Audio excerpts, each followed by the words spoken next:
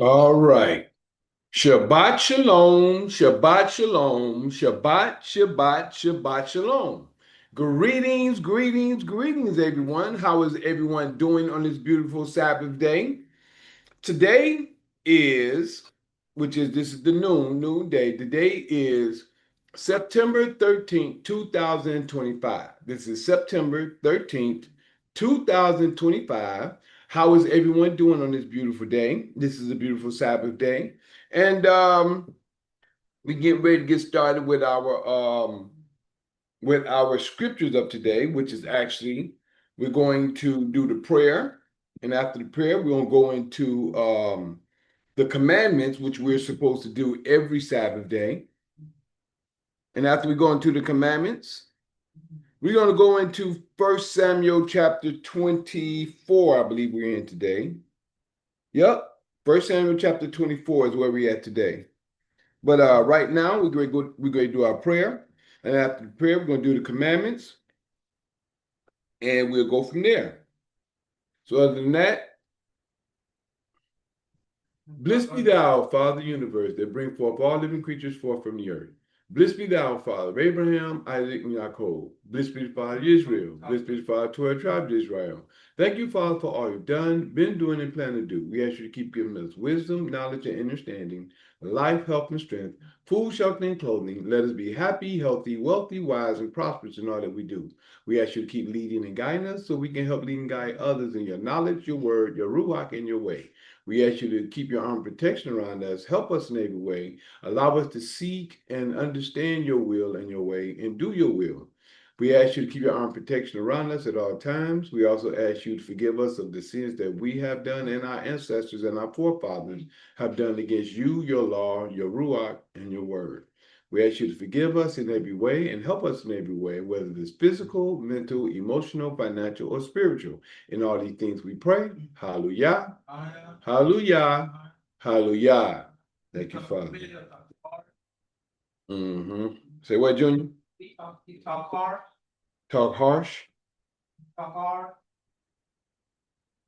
We talk hard. We talk hard. Because y'all just dropped my.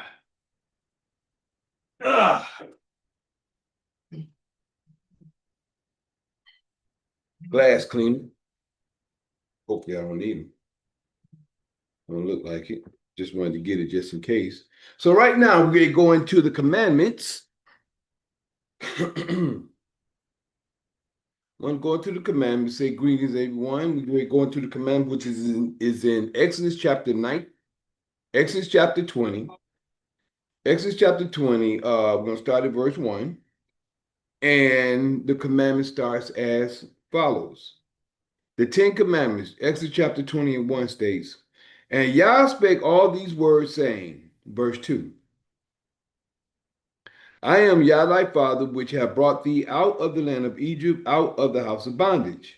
First commandment, thou shalt have no other gods, deities before me.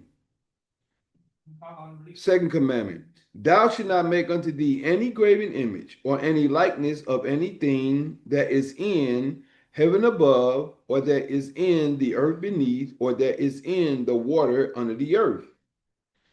Thou shalt not bow down thyself to them, nor serve them. For I, Yah thy father, am a jealous father, visiting the iniquities, which is the ignorance or the sins, of the fathers, which is the parents, upon the children, which is the parents teach the children, until the third, which is the Greek, and fourth, which is the Roman generations, which is the Roman and Greek empires, world empires, generation of them that hate me. And showing mercy unto thousands of them, which mercy is grace. And showing grace, which is mercy, unto thousands of them that love me and keep my commandments. Third commandment, thou shalt not take the law, which is the name of Yah thy father, in vain. For Yah will not hold him guiltless that taketh, continue to take the law, which is the Creator's name, in vain. Fourth commandment, remember the Sabbath day to keep it holy. It says holy, but we hallow it. which is the seventh day, we set it aside. 6 days shalt thou labor and do all thy work. But the seventh day is the Sabbath of Yah thy Father. In it thou shalt not do any work, thou, nor thy son, nor thy daughter, thy manservant, nor thy maidservant, nor thy cattle, nor thy stranger that is within thy gates. For in 6 days Yah made heaven and earth, the sea, and all that in them is, and rested the seventh day. Wherefore Yah blessed the Sabbath day and hallowed it. Verse 12, or shall I say, fifth commandment. Honor thy father and thy mother, that thy days may be long upon the land which Yah thy father giveth thee. Thou shalt not murder, which is the sixth commandment. And so it says, even though it says thou shalt not kill, it's actually thou shalt not murder, because when you kill, you have to kill for a purpose. But when you take when you murder, you're taking life without a cause. So it's really thou shalt not murder.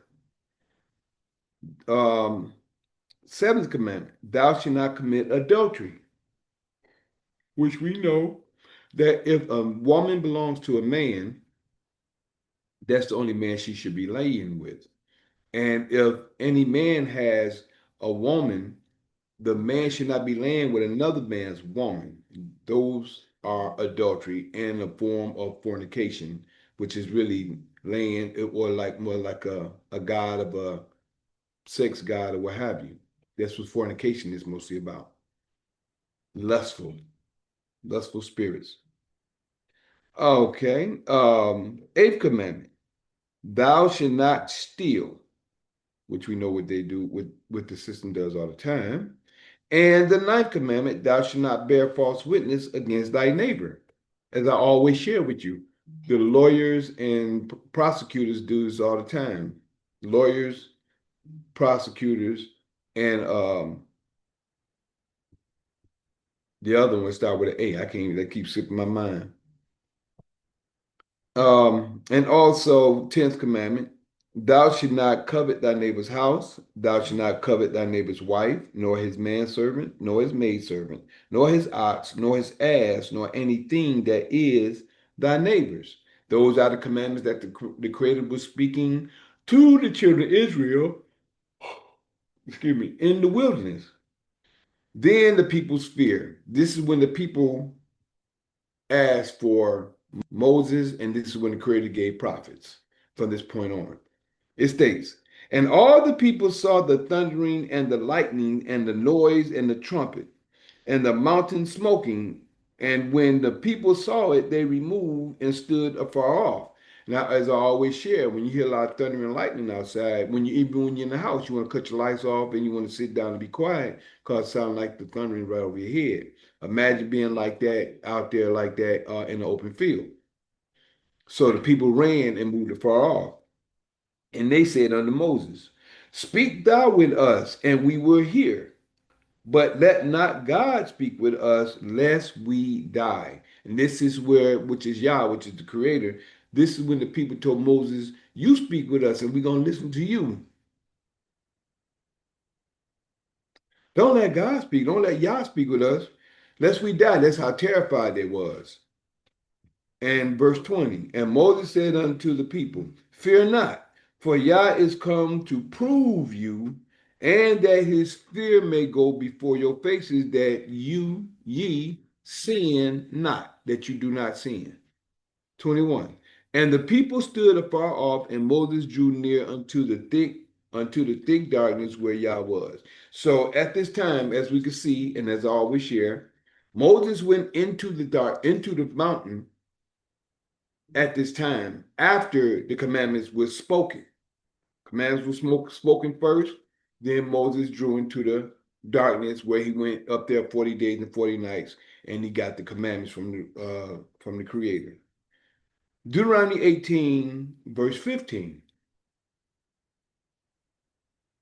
Deuteronomy 18 and 15 states, a promised prophet.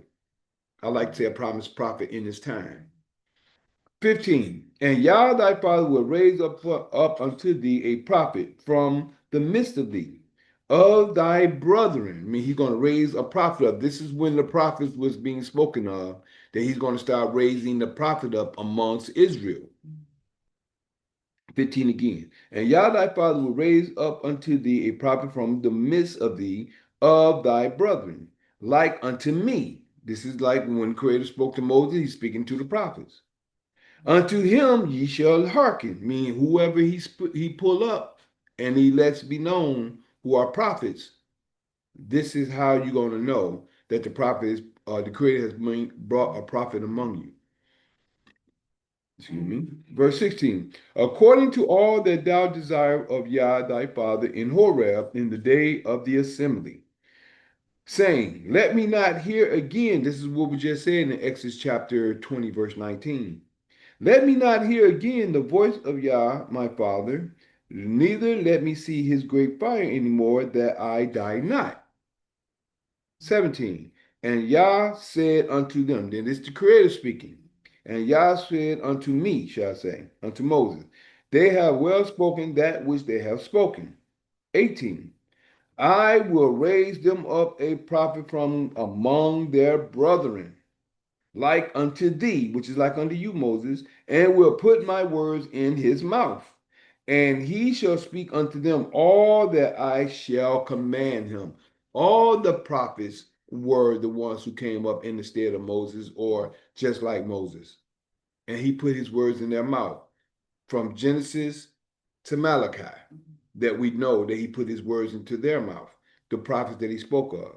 Verse 19.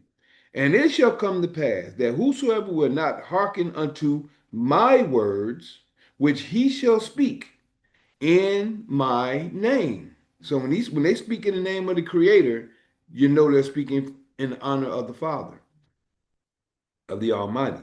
I will require it of them. Verse 20.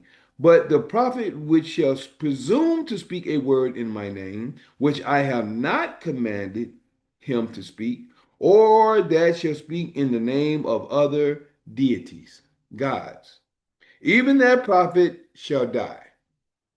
All these people speaking in the name of Jesus made Jesus a God, and the world has gone a whoring after him, which was given to the world by the Roman Empire. 21.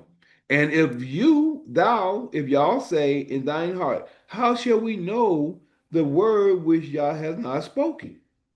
Last verse, when a prophet speaketh in the name of Yah, when a prophet speak in the Creator's name, if the thing follow not, nor come to pass, that is the thing which Yah has not spoken, but the prophet has spoken it presumptuously, thou shalt not be afraid of him. Should not be afraid of him. Why? Because he's spoken it and he's actually a false prophet, and you shouldn't be regarding whatever he's trying to even say. Now, where we are today, we're in the book of 1 Samuel, chapter 24. This is chapter 24. This is actually the first time David spares the life of Saul. This is the first time he spares his life. And it says that right here in verse 24. But I labeled today, because we're going to go in part two, we're going to go into, matter of fact, I might end it here and start it off here, the first verse of chapter 25, which chapter 25 speaks of the death of Samuel. And that's going to be the last thing we come across before we started in part two. So we're going to do all the part 24, chapter 24. We're going to do that as part one. And then when we move to part two, we're going to go to 25, which actually is the death of Samuel. And also, it's the death of Samuel and also Nabal and it's Nabal. Nabal, refusal. And Nabal's refusal. He refused to help David. So that's what's going on in chapter 25. This is where we're going to start off in 1 Samuel chapter 24. And this David spares Saul's life. He spares his life. The reason why he spares his life, because he's anointed of the Creator. David respected and he honored Yah. and he know that Saul was the anointed and the first king. So let's move. Chapter 24, David spares Saul's life. And it came to pass. Now, we remember last week we was reading when Saul was on one side of the mountain and David was on the other side of the mountain, and they compared David, not realizing they was. Then it was a messenger came and told Saul, "Make haste, come! The Philistines have invaded the land." So now Saul left. He didn't know, like they was on both sides of the mountain, and he was around near David and his camp, but he didn't know it. So someone came and told, which I believe is always the Creator. Saul, the Philistines is in the camp because they know Saul was chasing David, so he done left home. Now Israel is unguarded. So now the Philistines is coming to invade Israel. Now Saul had to go back home to go and fight the Philistines. Now we're right here in chapter 24, verse 1. David spared Saul's life. And it came to pass when Saul was returned from following the Philistines that it was told him, saying, Behold, David is in the wilderness in Gedi. Engedi. I'm gonna say in Gedi. That's where I'm gonna say it. I don't know if that's the correct pronunciation of it, but I'm just gonna say it like that.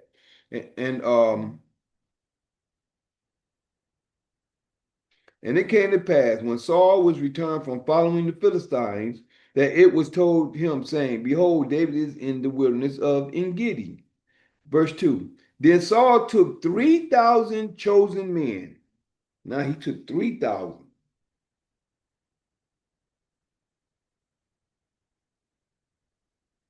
3,000 men out of all Israel and went to seek David. Man, 3,000 out of all Israel and went to seek David and his men upon the rocks of the wilderness of the wild goats, upon the rocks of the wild goats.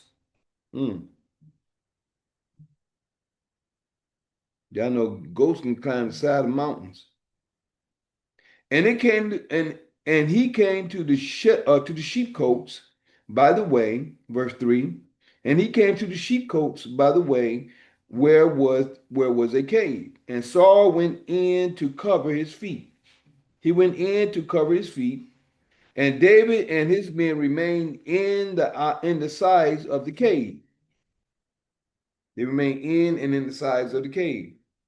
And the men of David said unto him, Behold, the day of which Yah said unto thee, Behold, I will deliver thine enemy into thine hand.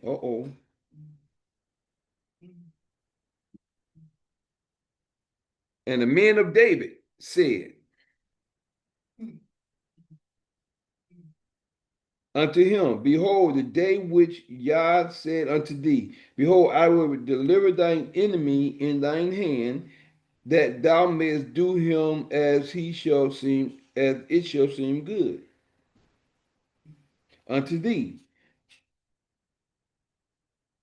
Then David arose and cut off the skirt of Saul's robe privately. Let me go ahead and get that.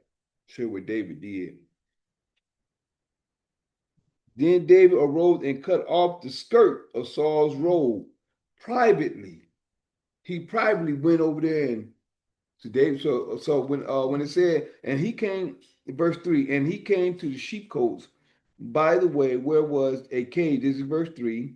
And Saul went in to cover his feet. He must be asleep. David and his men remained in the sides of the cave.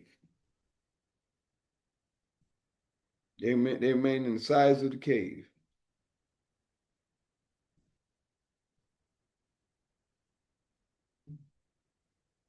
Sides of the cave. And the men of David, they was letting them know, man, you can go ahead and get them if you want. And it came to pass afterward that David's heart smote him because he had cut off See, David hurt. David heart hurt. The Creator did that, and it came to pass after he cut off his, after he smote him small, after he smote Scar. See, you got to understand there was a connection there. Both of them was anointed of the Creator. Both of them had the anointed spirit on them. Even though people like, even though the spirit left Saul, he still was the Creator's anointed. And people don't realize that. Let me go ahead and make sure. See, it was a key. This is a key here. And it came to pass afterward that David's heart smote him. David's heart, it got him. See, that was the Creator. David's heart smote him because he had cut off Saul's skirt. That's the king. He's the king. And he said unto his men, Yah forbid that I should do this thing unto my master. You see that? Yah's anointed. You see that? You see that? That's what I was just saying. Let me go ahead and get this. And he said unto his men, Yah forbid that I should do this thing unto my master, Yah's anointed, to stretch forth my hand against him, seeing he is the anointed of Yah. David is still recognizing that. You know how many Hebrews like say, Yah took his anointing from David. I mean, from Saul. You know how this goes to show how much people really understand the Creator's word. He never took the anointing away from what he did, he put a spirit on him. He put he gave him an evil spirit, as well as because he was still prophesying at certain times. The Lord's anointed. He was still anointed because he was anointed to be king. That he is the Lord's anointed. He is Yah's anointed. And he said unto his men, Yah forbid. Yep. So David stayed, verse 7. So David stayed his servants with these words and suffered them not to rise against Saul. But Saul rose up out of the cave and went on his way. So he was asleep. That's what it was when he covered his feet in verse 3. And he came to the sheepcotes by the way, where was a cave, and Saul went in to cover his feet. So that means he went to sleep.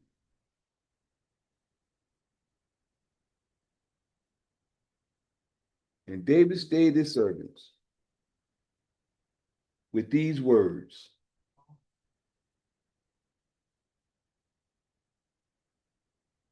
And suffered them not to rise against Saul, but Saul rose up out of the cave and went his way. He didn't even know.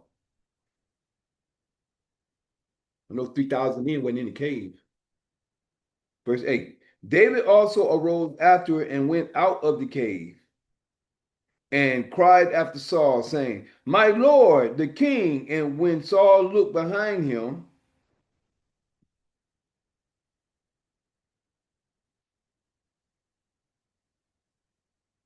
David rose afterwards and went out of the cave and cried after Saul, saying, My Lord, the king. And when Saul looked behind him, David stooped with his face to the earth and bowed himself.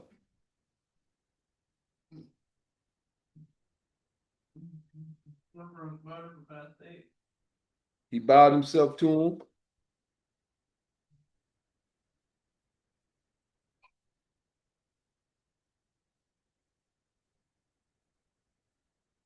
And when Saul looked behind him, David stooped with his face to the earth and bowed himself.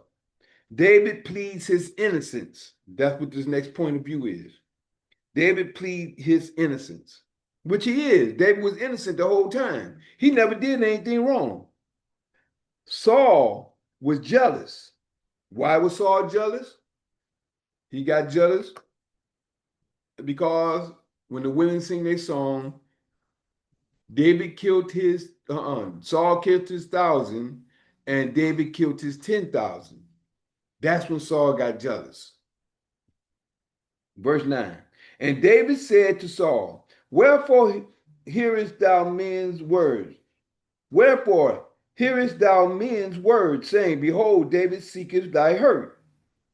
So why you listen to them? Behold, this day thine eyes have seen how that Yah had delivered thee today into my hand and in the cave. And some bade me to kill thee, but mine eyes spared thee, and I said, I would not put forth my hand against my Yah, against my Lord, for he is Yah's anointed. You see that? And he's telling them, you anointed. I'm not going to, I didn't do that. I could have, but I didn't.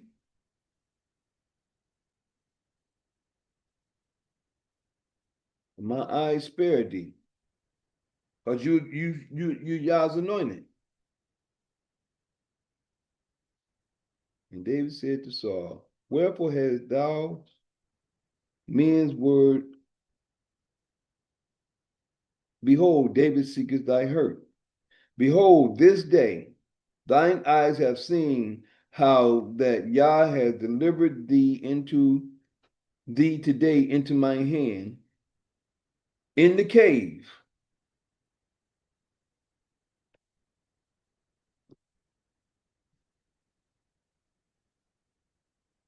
And some bade me to kill thee.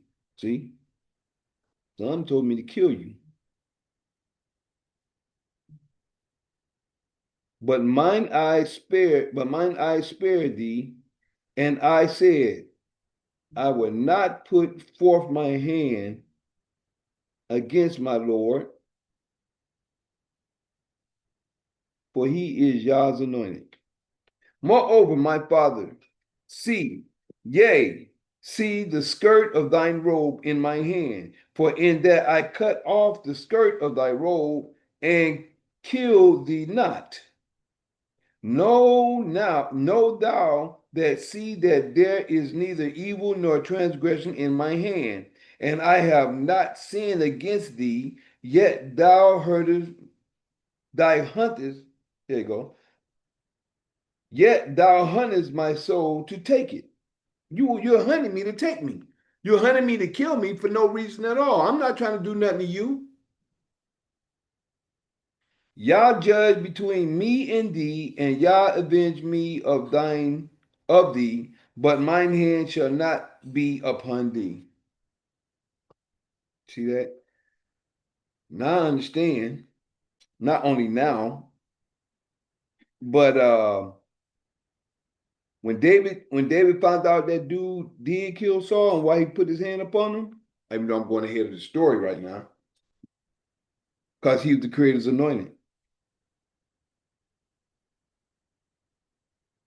Verse 12. Yah judge between me and thee, and Yah avenge me of thee. Mine hand shall not be upon thee.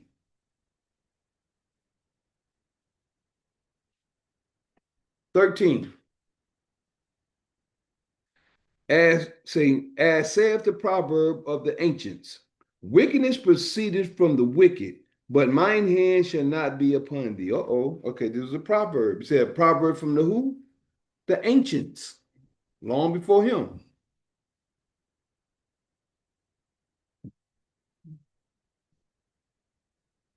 As said the proverb of the ancients, wickedness proceedeth from the wicked, but mine hand shall not be upon thee. After whom is the king of Israel come out? After whom doest thou pursue? After the dead dog, after a flea. After a dead dog, after a flea. The Lord therefore be judge and judge between me and thee, and see and plead my cause to deliver me out of thine hand.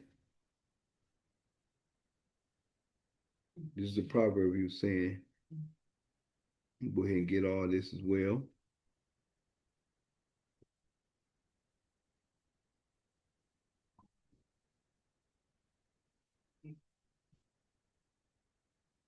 It's a proverb of the ancients.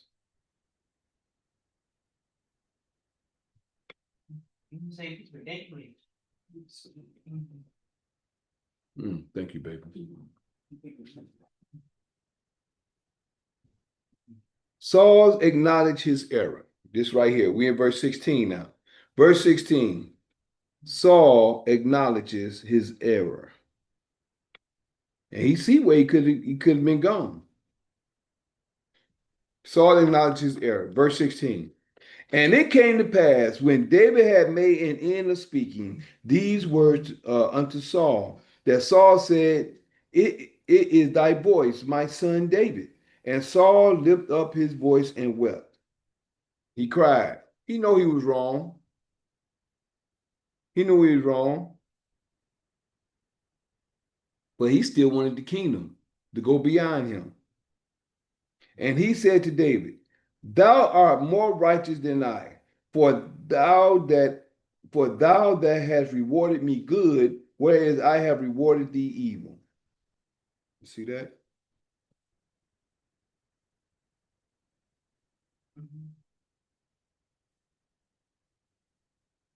You rewarded me good, because you could have took my life.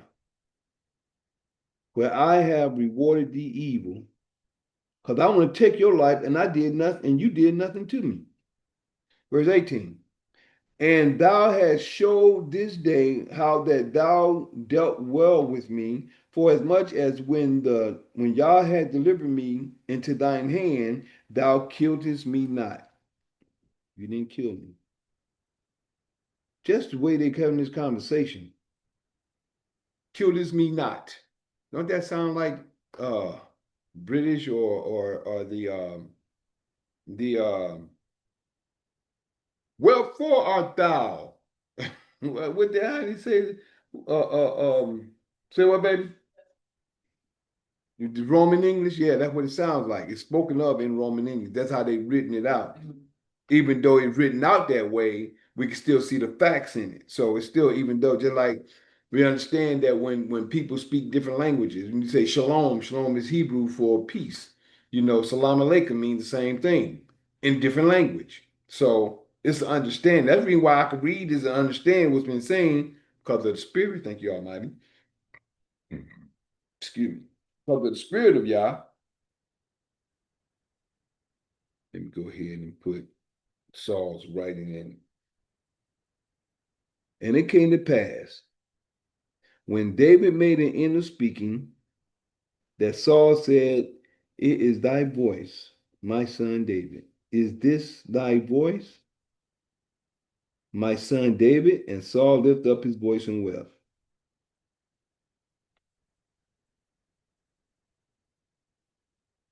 Like realization comes to you after certain things happen. And he said to David, thou art more righteous than I, for thou hast rewarded me good, where I have rewarded thee evil. Verse 18. And thou hast showed this day how that thou hast dealt well with me. And you know David could kill. He killed Goliath. He set him over thousands, and David was coming back after winning all different type of battles. And thou hast showed this day how that thou dealt well with me, for as much as when Yah had delivered me into thine hand, that thou killest me not. 19. For if a man find his enemy, will he let him go? Will he let him go well away? I mean, let him go away well, let him go without hurting him, harming him. That would say, for if a man find his enemy, will he let him go well away?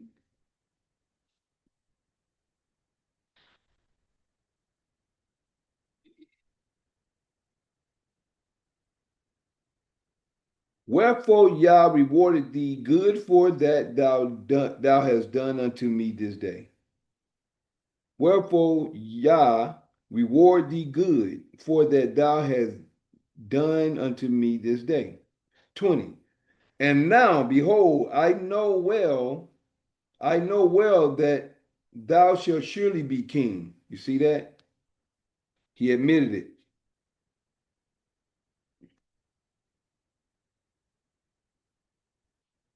that thou shalt surely be king, and that the kingdom of Israel shall be established in thine hand. Right there, he admitted it. He seen it, and he understood it. That's verse 20.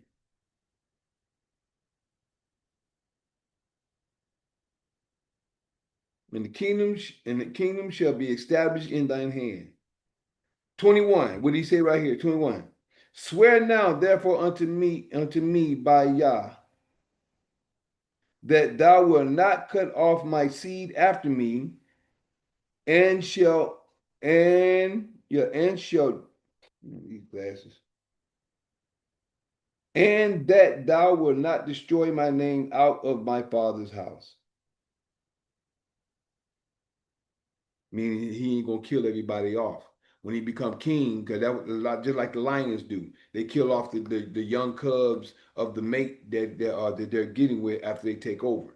So what he's saying here, he's saying, verse 21, and say, swear now therefore unto me by Yah, that thou wilt not cut off my seed after me, and that thou wilt not destroy my name out of my father's house. 22. And David swore unto Saul, and Saul went home, but David and his men got them up into the hold. They stayed where they were, but I ain't coming with you. I don't trust you.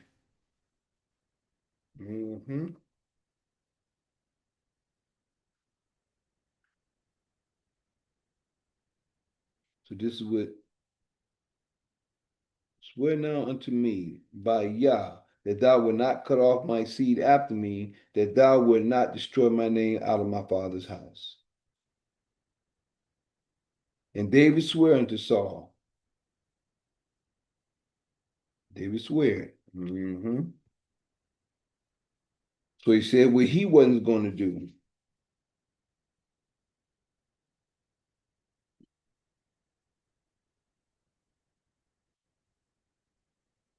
Unto me, my Lord, say by Yah, that thou wilt not cut off my seed after me,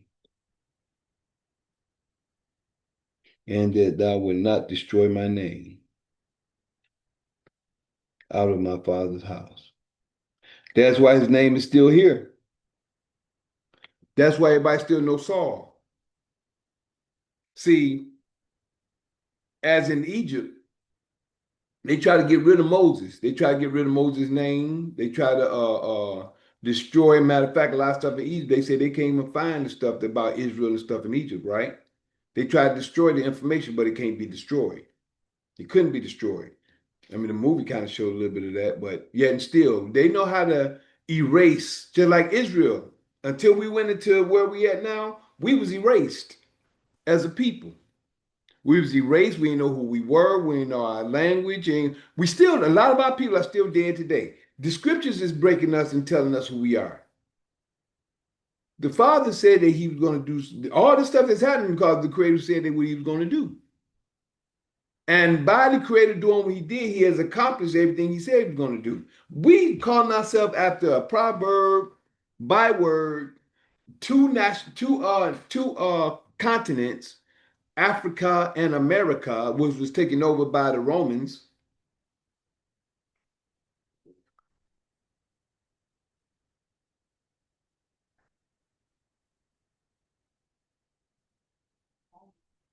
Yeah, it was called Akibalah, from what we come to know. What's up, G1? Glad you can make it. We just at the end of part one. We just got through going through 1 Samuel chapter 24. And in 1 Samuel 24, what happened was David spared Saul's life because Saul, after fighting with the that it was told Saul that they was in the wilderness of Engedi. And then what happened was that Saul went there with 3,000 men to try to catch David. Saul went in the cave, and all David's men was up against the wall in the cave, and he went in there and went to sleep. While he was asleep, David's men told him, "Man, you got time. You can go. You can kill your enemy or whatever." So David went, and he didn't want to kill him, so he cut off a part of his his robe, and by cutting part of his robe off, when he woke up the next day, whatever, he went out and left. When he left, David came. He said, "Listen, and then he told him that I could have killed you, but I didn't. I said you're the Lord's anointed." That's the reason why David was so. He the first thing was he was hurt. It said David, verse 5, 24 and 5 says, "And it came to pass afterwards that David's heart smote him because he had cut off Saul's skirt." By Saul's skirt, he cut it just by doing that. See, both of them are connected because both of them was anointed by the Creator. By both of them being anointed by the Creator, both of them, I'm saying both of them is connected because when David did it, it hurt him because he said, "Man, this is the Creator's anointing," and I cut off the king's robe. So then David just came out there and he pleaded his innocence, saying, that I could have killed you, and I didn't. This goes to show you all these people trying to tell you that what it said in verse 5, verse 9, and David said unto Saul, "Wherefore hearest thou men's words, saying, Behold, David seek thy hurt." He said, "I'm not trying to hurt you. I could have took your life." But he didn't. And right there, Saul sweared, and Saul acknowledged his point. And he said, "This day thy voice say, Is this my son? Is this my voice, thy voice, my son David?" This is in the end of 16. "And Saul lifted up his voice and wept." He cried. And he said to David, "Thou art more righteous than I, for thou hast rewarded me good, whereas I have rewarded thee evil." 18. "And thou hast showed thine this day how that thou hast dealt well with me, for as much as when the Yah has delivered me into thine hand, thou killedst me not." You didn't kill me. "If a man find his enemy," in verse 19, "will he let him go well away? Will he let him go away well? Wherefore Yah rewarded thee good, for as thou hast done unto me this day." Now 20 through the rest, it said 20 through 22, it says, "And now behold, I know well that thou shalt surely be king." He knew it at this point in time. "I know that you shall surely be king, and that the kingdom of Israel shall be established in thine hand." That's why I forgot that line right there. The kingdom shall be established. And what I was just saying, G1, before you came in, when it said, "The kingdom shall be established in thy hand," verse 21, he says, "Swear thou therefore unto me by Yah, swear unto me by Yah, that thou wilt not cut off my seed after me, and that thou wilt not destroy my name out of my father's house." So this is the reason why this is what I was saying before you came in, bro. This is the reason why Saul's name is still spoken of today. That's why we still recognize Saul as the first king. He said, "Don't destroy my name out of my father's house." He said, "Swear now there unto me by Yah, that thou wilt not cut off my seed after me," which we know lions do when they become the king of the pride, the young lion, they kill him off. And he said, "And that thou wilt not destroy my name out of my father's house." And David swore unto Saul. And Saul went home, but David and his men got them into the hold. So that is what we just stopped off with. But that's clear understanding, reason why we still know Saul today. Compared to in Egypt, they tried to get rid of the name Moses and try to get rid of the name Israel from the things that has happened in Egypt at that time. They try to rid the name and everything. And before you came in, I was saying how we're just coming to recognize that we are Israel today according to the scriptures. The scriptures is really bringing us out because we didn't know about these scriptures. We didn't still be calling ourselves African land, African Americans, and everything else. But the scriptures is actually awakening us to who we are today by the time of past because we didn't know. And the Creator did it all. So that's what we were just going through. We at the end of part one. Hey, babe, what you do a favor before we get started on the beans? Can you warm up that soup that you made, and we'll start on that first.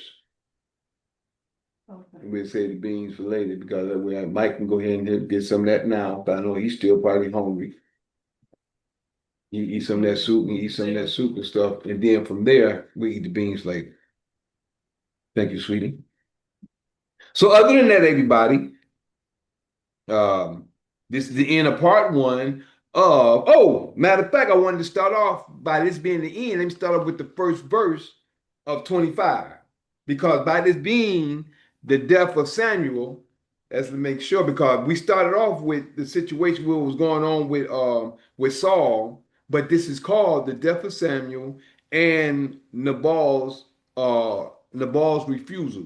So we're gonna start off with verse 1 before we go, just so we can make it accurate by this being the death of Samuel. So starting at chapter 25, verse 1 and verse 1 only, this is the death of Samuel. It says, and Samuel died, and all the Israelites were gathered together and lamented him and cried for him, and buried him in his house at Ramah. And David arose and went down to the wilderness of Paran.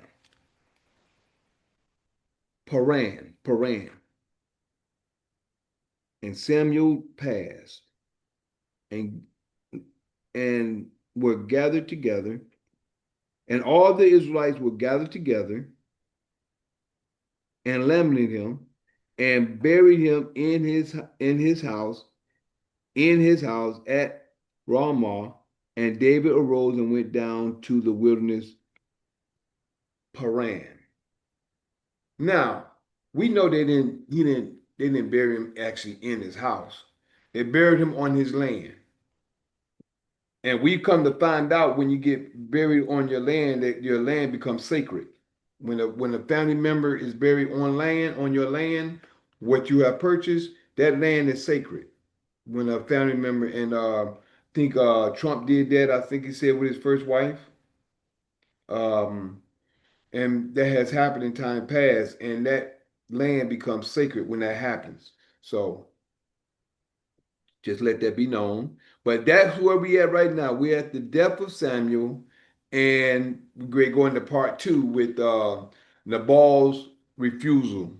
It's actually he refused to help David. That's why I say Nabal's refusal.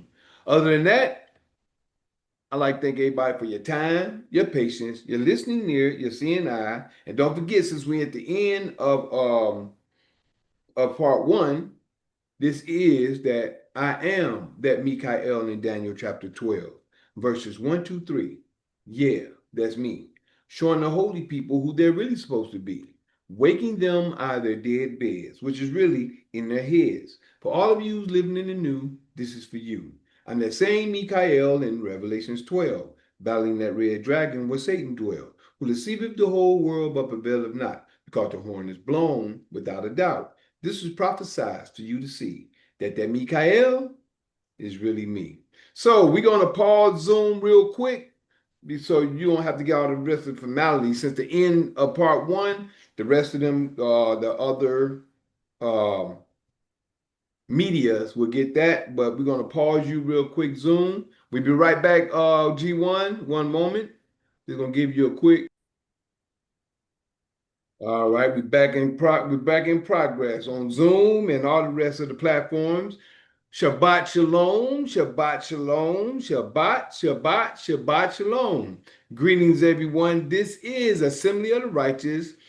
Today is September 13th, 2025, and this is the Assembly of the Righteous. And today we're speaking out of 1 Samuel chapter 24 and 25. We just did chapter 24, so we're now in part two of First Samuel, part two of it's called Nabal's refusal, which is actually Nabal's refusal to help David. So we get ready to go into that right now, and we just got done with chapter 24 and verse 1, which was chapter 24 and verse 1 was really about David spares Saul's life. David spares Saul's life. By him sparing Saul's life, what happened was that after Saul got through going back to after looking for David and then going back to to fight the Philistines that had invaded Israel. He came back to look for David, and he ended up being with 3,000 men. Was it 3,000? I think he said he had yeah, 3,000. Yep, 3,000 men that he was chasing David with. Then he ended up going into a cave, and in the cave he covered his feet, which he went to sleep. Then after going to sleep, David and his men was against the wall in the cave. Just giving you a synopsis of 24. David and his men was in the cave against the wall. Now it's dark in there, so he went in there and just laid down and went to sleep. I'm surprised you don't know any bears or anything like that, and then come in there with no light or anything. But I guess he was at the edge of the cave. So he went in there, laid down, went to sleep. David then cut some of his robe off. And then it hurt David's heart that he did. It came to David's mind. It said, and it came to pass afterward that David's heart smote him because he had cut off Saul's skirt. By him suddenly cutting off Saul's skirt, both, and like I always say, and like I was sharing, both of them is connected because the Creator, he anointed both of them. Saul was the king, anointed of the Creator, and David was the king. David was anointed to be king, but he was anointed and he was a servant to Saul and he never done nothing to him. So just the fact that his men tried to get him, man, your enemy is here. You can go ahead and smoke, you can kill him. But after he did it, it was really the Creator that let him, I think it was the Creator that let him know that, this is my anointing. And then David was saying, this is the Creator's anointing. The Creator, see, David had a great respect for the Creator. That's the reason why the Creator chose David, which is after his own heart. So he had a great respect for the Creator and for his anointing. So by him having a respect for his anointing, which we should do as well, for those who are following the Creator's ways, we should have a respect for each other as well, because we are knowingly keeping the Creator's word, knowingly keeping the Creator's ways. We should have a respect for each other as well.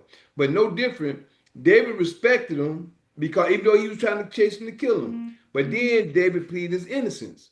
Right after that, after Saul woke up and left, he came out behind Saul after he got so far away. He said, look, I could have killed you. You was delivered in my hand. I could have killed you.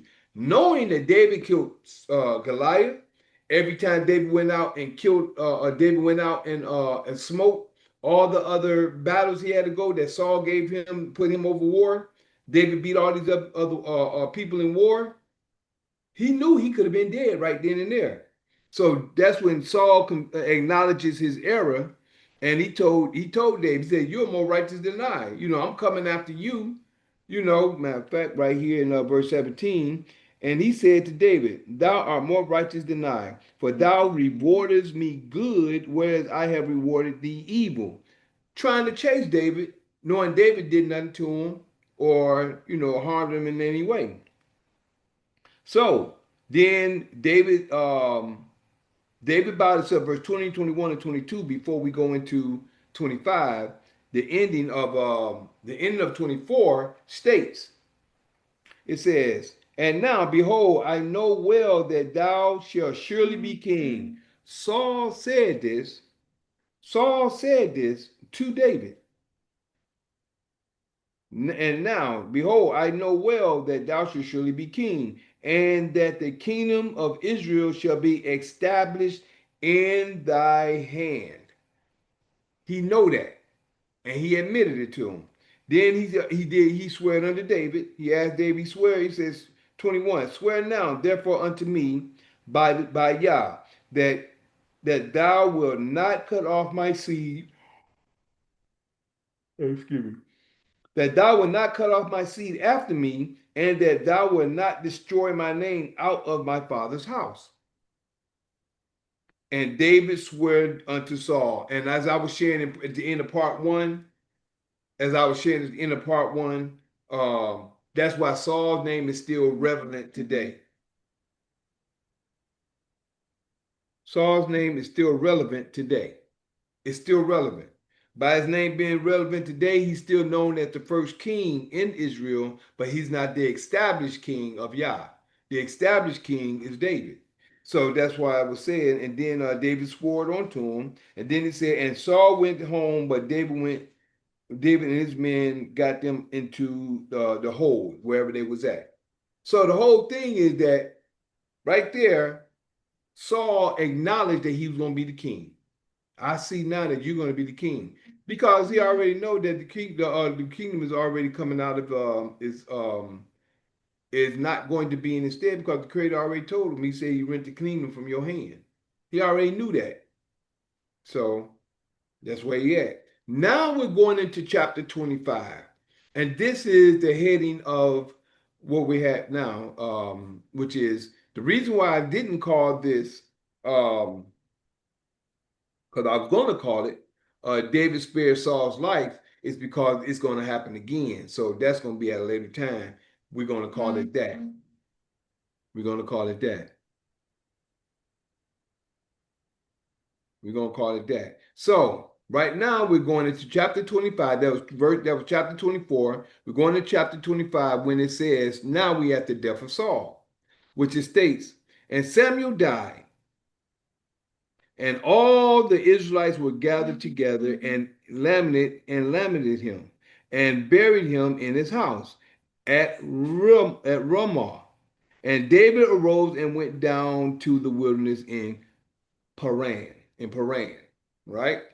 Now, Samuel passed. This is chapter 25 of 1 Samuel. David asked Nabal for help. Now we're going into verse 2. This is the death of Samuel and Nabal's refusal. Verse 2. And there was a man.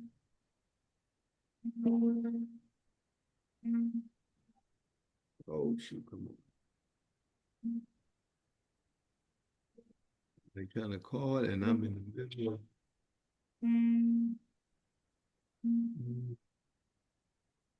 I cannot see how to cut this baby off.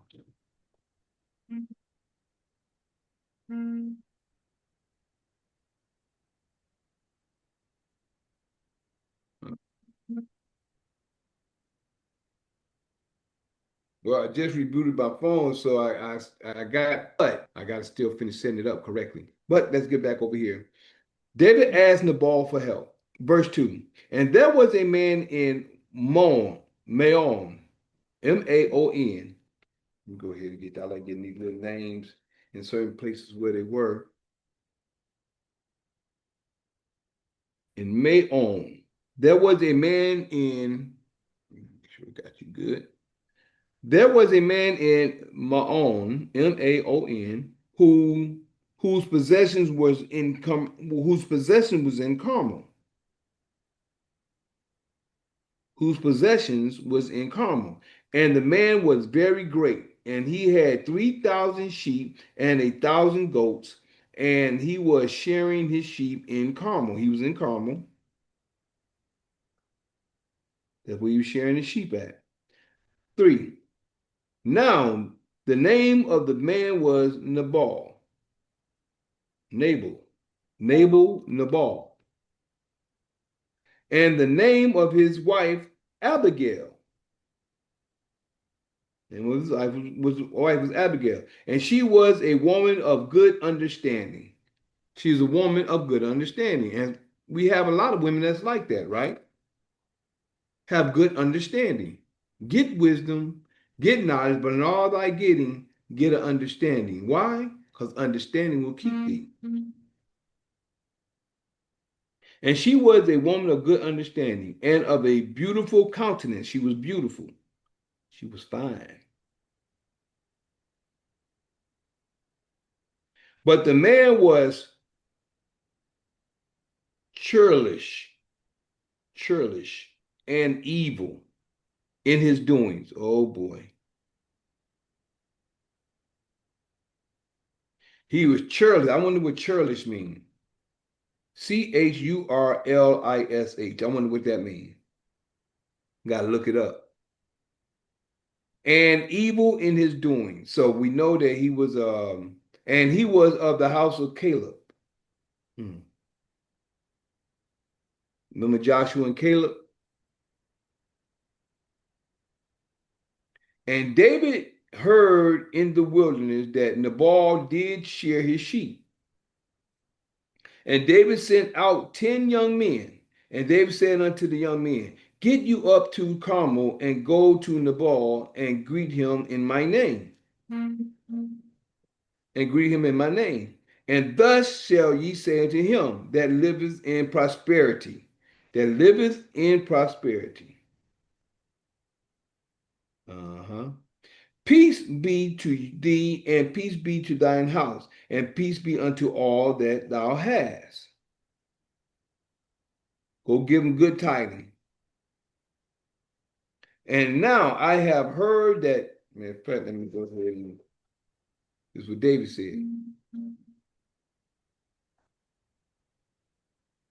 I gotta fix that. And peace to all that thou hast.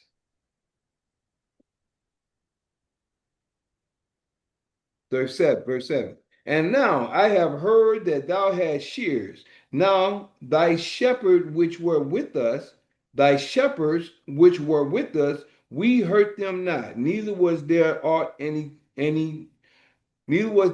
missing unto them at the while they were in Carmel. Okay, we took care of y'all.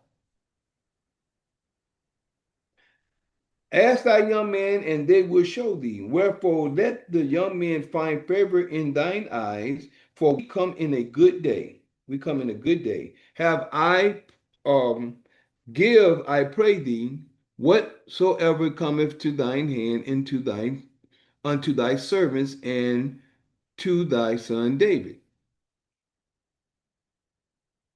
They ask him to go, okay, now we need to help you out. We ain't try to come against you in any type of way. Do you mind, giving us a little something? I mean, you prosperous. You can help us out. We out here doing what we doing or whatever we doing. You prosperous.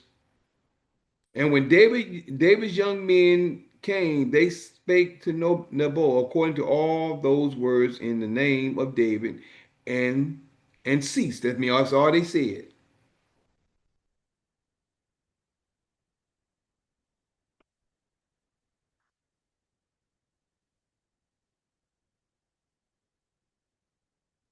And now I have heard that thy shearers were shepherds, that now thy shepherds which were with us, they was with us. That means that they was with us and we took care of them. Thy shepherds that was with us, which were with us, we hurt them not. They was with us and we didn't hurt them. We took care of them. We hurt them not, neither was there aught missing unto them all the while they were in Carmel. Ask thy young, ask thy young men, and they will show thee. Wherefore, let the young men find favor. Let the young men find favor in thine eyes, for we come in a good day. Give, I pray thee, whatsoever cometh to thine hand unto thy servant. Whatsoever cometh to thy hand unto thy servant and to David thy son. Uh-uh. To thy son David. Now I'm your son, You got stuff. I'm like you like my father. You got all kind of stuff I need. And when David's young men came, they spake and to Nabal according to all the words in the name of David. Nabal refuses to help David. But remember, go up here and look at what Nabal is. But the man Nabal was churlish and evil in his doing, and he was of the house of Caleb. But he was evil in the things he did.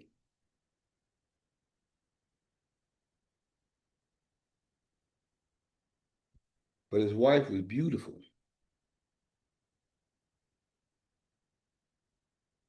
wife Abigail. And she was a woman of a good understanding and beautiful in countenance. Now, verse 10 Nabal refuses to help David. And Nabal answered David's servants and said, who is David? And who is the son of Jesse? Oh, man.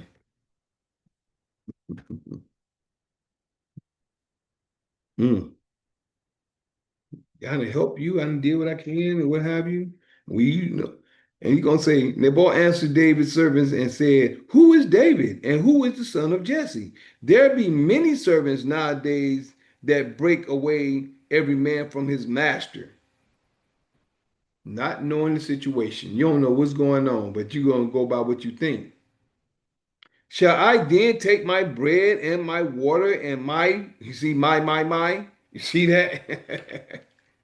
My. I'm saying it kind of high. My bread, my water, and my flesh that I have killed. See that? It's all about me, my I, for my shears, and give them unto men whom I know not whence they be.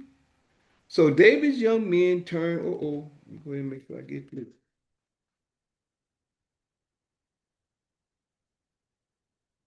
Mm.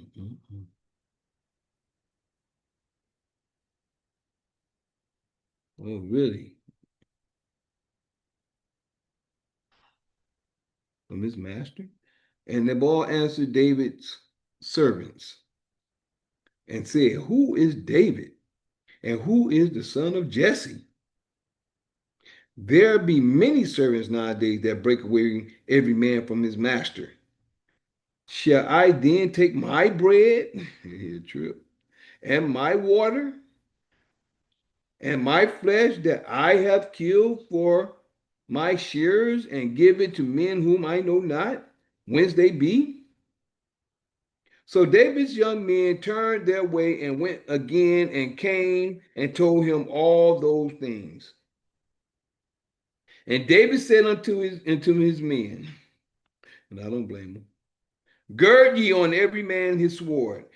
And they girded every man his sword, and David also girded on his sword. And there went up after David about 400 men, and 200 abode by the stuff. So 200 stayed back with all the stuff that they had, and 400 of them went because he had 600 men with him. He had 600 men with him. 200 abode by the stuff, and David and his men girded everyone on his sword, and they girded on every man his sword. And David also girded up his sword. And there went up after David about 400 men. Saul went after him with 3,000. Verse 14. But one of the young men told Abigail, Nabal's wife, saying, behold, David sent messengers out of the wilderness to salute our master, and he railed on him. He railed on him. But the men were very good unto us, and we were not hurt, neither missed we anything as long as we were conversant with them when we were with when we let me rephrase that 15 again. Verse 15. But the men were very good unto us, and we were not hurt, neither missed we anything, as long as we were conversant with them when we were in the fields. Uh-huh. That's what they went to Abigail.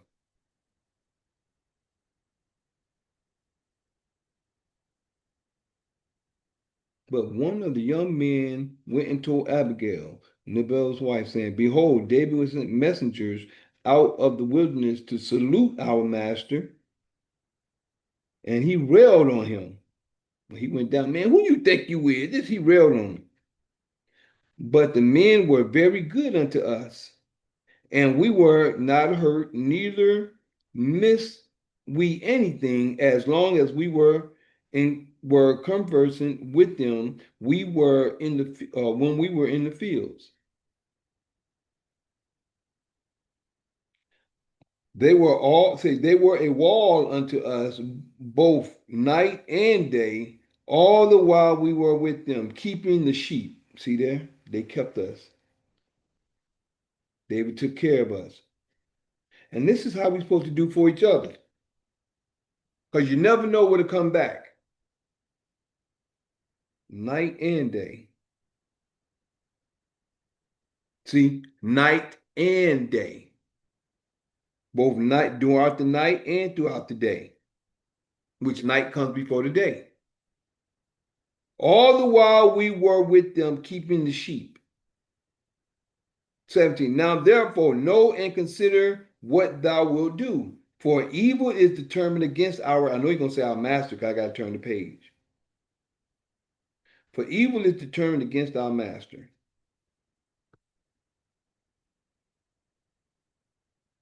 As soon as I can get there. What thou wilt do. For evil is determined against.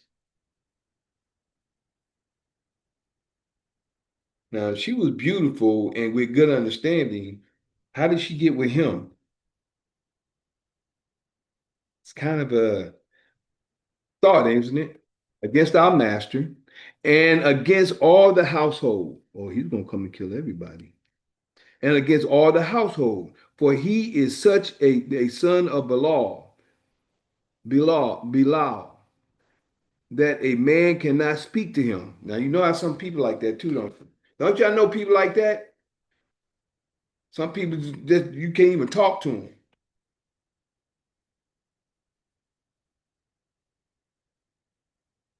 Behold, what? Bilal, that the man can't even talk to him. You know, he think he knows somebody. That's what people do when people get rich and they get money. They think they just puffed up. They can talk to you any kind of way. They can, you know, I got this, I got that. This is my water, my flesh, my this, my that, this and that and that. They get all puffed up because they got what they Yo, got. ain't that called arrogant? Yes, Arrogance. it is. Yeah. It is arrogant. Yup, puffed up, arrogant. And next thing you know, they think they got all what they think they more than not knowing that they can go there, poop, just like that. All that stuff that you done got, you can lose. Abigail pacifies David. Pacifies. Nah, you know what that dude, Professor Jane, he brought that up. He said, like, you know, when he was bringing on the gods, he said, like, how the gods will make one of the persons get the, what is it called? Pride. And then, what are they saying goes? Before a great pride cometh with Pride comes before destruction. a grateful, yeah. So, yeah, they'll have you get a lot of money, then you'll get prideful, and then you lose it all just before you get, you know, what they say, Humpty Dumpty fell to pieces, and now they couldn't even be put back together. Exactly. Exactly, yeah. Yep. And you know what? That's a good analogy too, because that happens a lot. And that what happened, like the Humpty A Dumpty. lot of rich men they That's a good lose their thought. riches. A lot of rich men they lose their riches and they want to just kill themselves because they feel like they can't be put back together. Like they mentally shatter and like you said to the point where it's nothing can be done to fix them. Yeah. Yep. With that mindset. Now, a person with a mindset that hasn't had anything and they get it, they get rich. They when they come down, they know how to go back. But a lot of people that get like that, they're corrupted in the mind. So Abigail pacified there, verse 18. Then Abigail made haste, and now she hurrying up. She made haste and took 200 loaves, and she made haste and took 200 loaves, which is bread, 200, and two bottles of wine, and 5 sheep ready dressed. Ready dressed. I wonder what that meant. And 5 measures of parched corn. She was smart. And 100 clusters of raisins. 100 clusters of raisins. And 200 cakes of figs.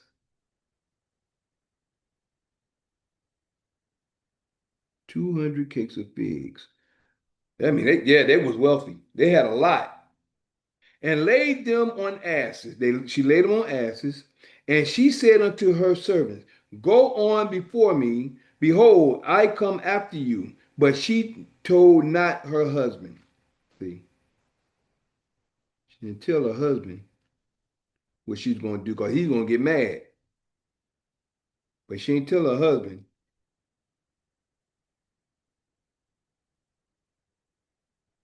20. And it was so, as she rode on the ass, that she came down by the covert of the hill. And behold, David and his men came down against her, and she met them. But first, let me make sure I get this. Then Abigail made haste and took 200. Go ahead and do this right here. She made haste and took 200 loaves and 2 bottles of wine and 5 sheep ready dressed and 5 measures of parched corn and 100 clusters of raisins and 200 cakes of figs and set them on asses. And she said to her servants, Go before me, behold, I come after you. But she told not her husband. 20. And it was so, as she rode on the asses, that she came down by the covert of the hill, and behold, David and his men came down against her, and she met them. Now David had said, Surely in vain have I kept all this. So I did this for nothing. Surely in vain. I did this for nothing. You mean to tell me we sat up there, we helped them, we sat up there day and night and stuff like that? We did that for nothing. Surely, it says, now David says, Surely in vain have I kept all that this fellow have in the wilderness, so that nothing was missed of all that pertained unto him. And he has requited me evil for good. Evil for good. So, and so more do Yah do unto the enemies of David. So and more also do Yah do unto the enemies of David. If I leave of all that pertain to him by the morning light, any that pisses against the wall. Mm, mm, mm. Any that pisses, all the men was gonna die. His servants and everybody. And when Abigail saw David, she hastened and lighted off the ass, and fell before David on her face and bowed herself to the ground.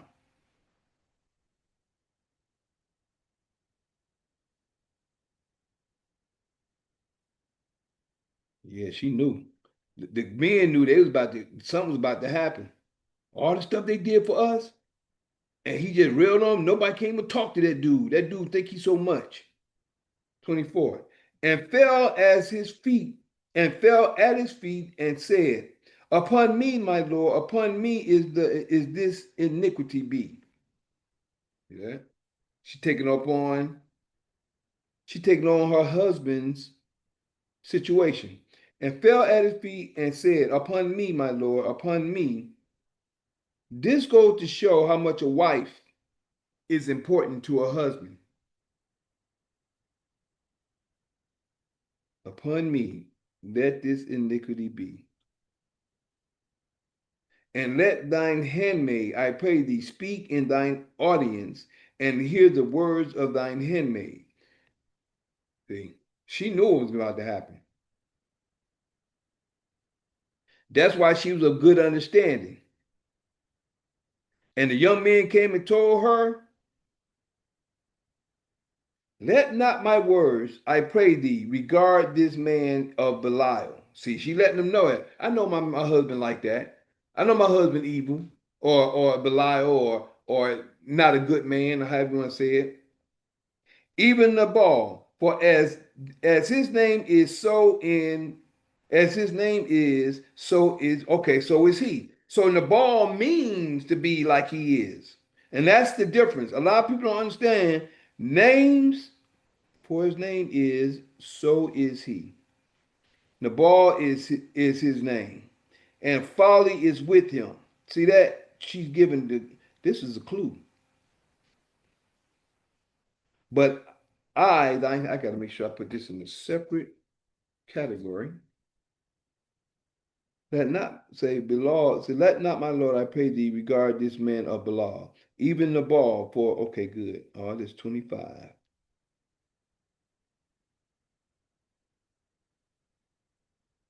I should have put it in pink, but But I, thy handmaid, saw not the young men of my Lord, whom thou didst send. She didn't see him, but she would have talked to him.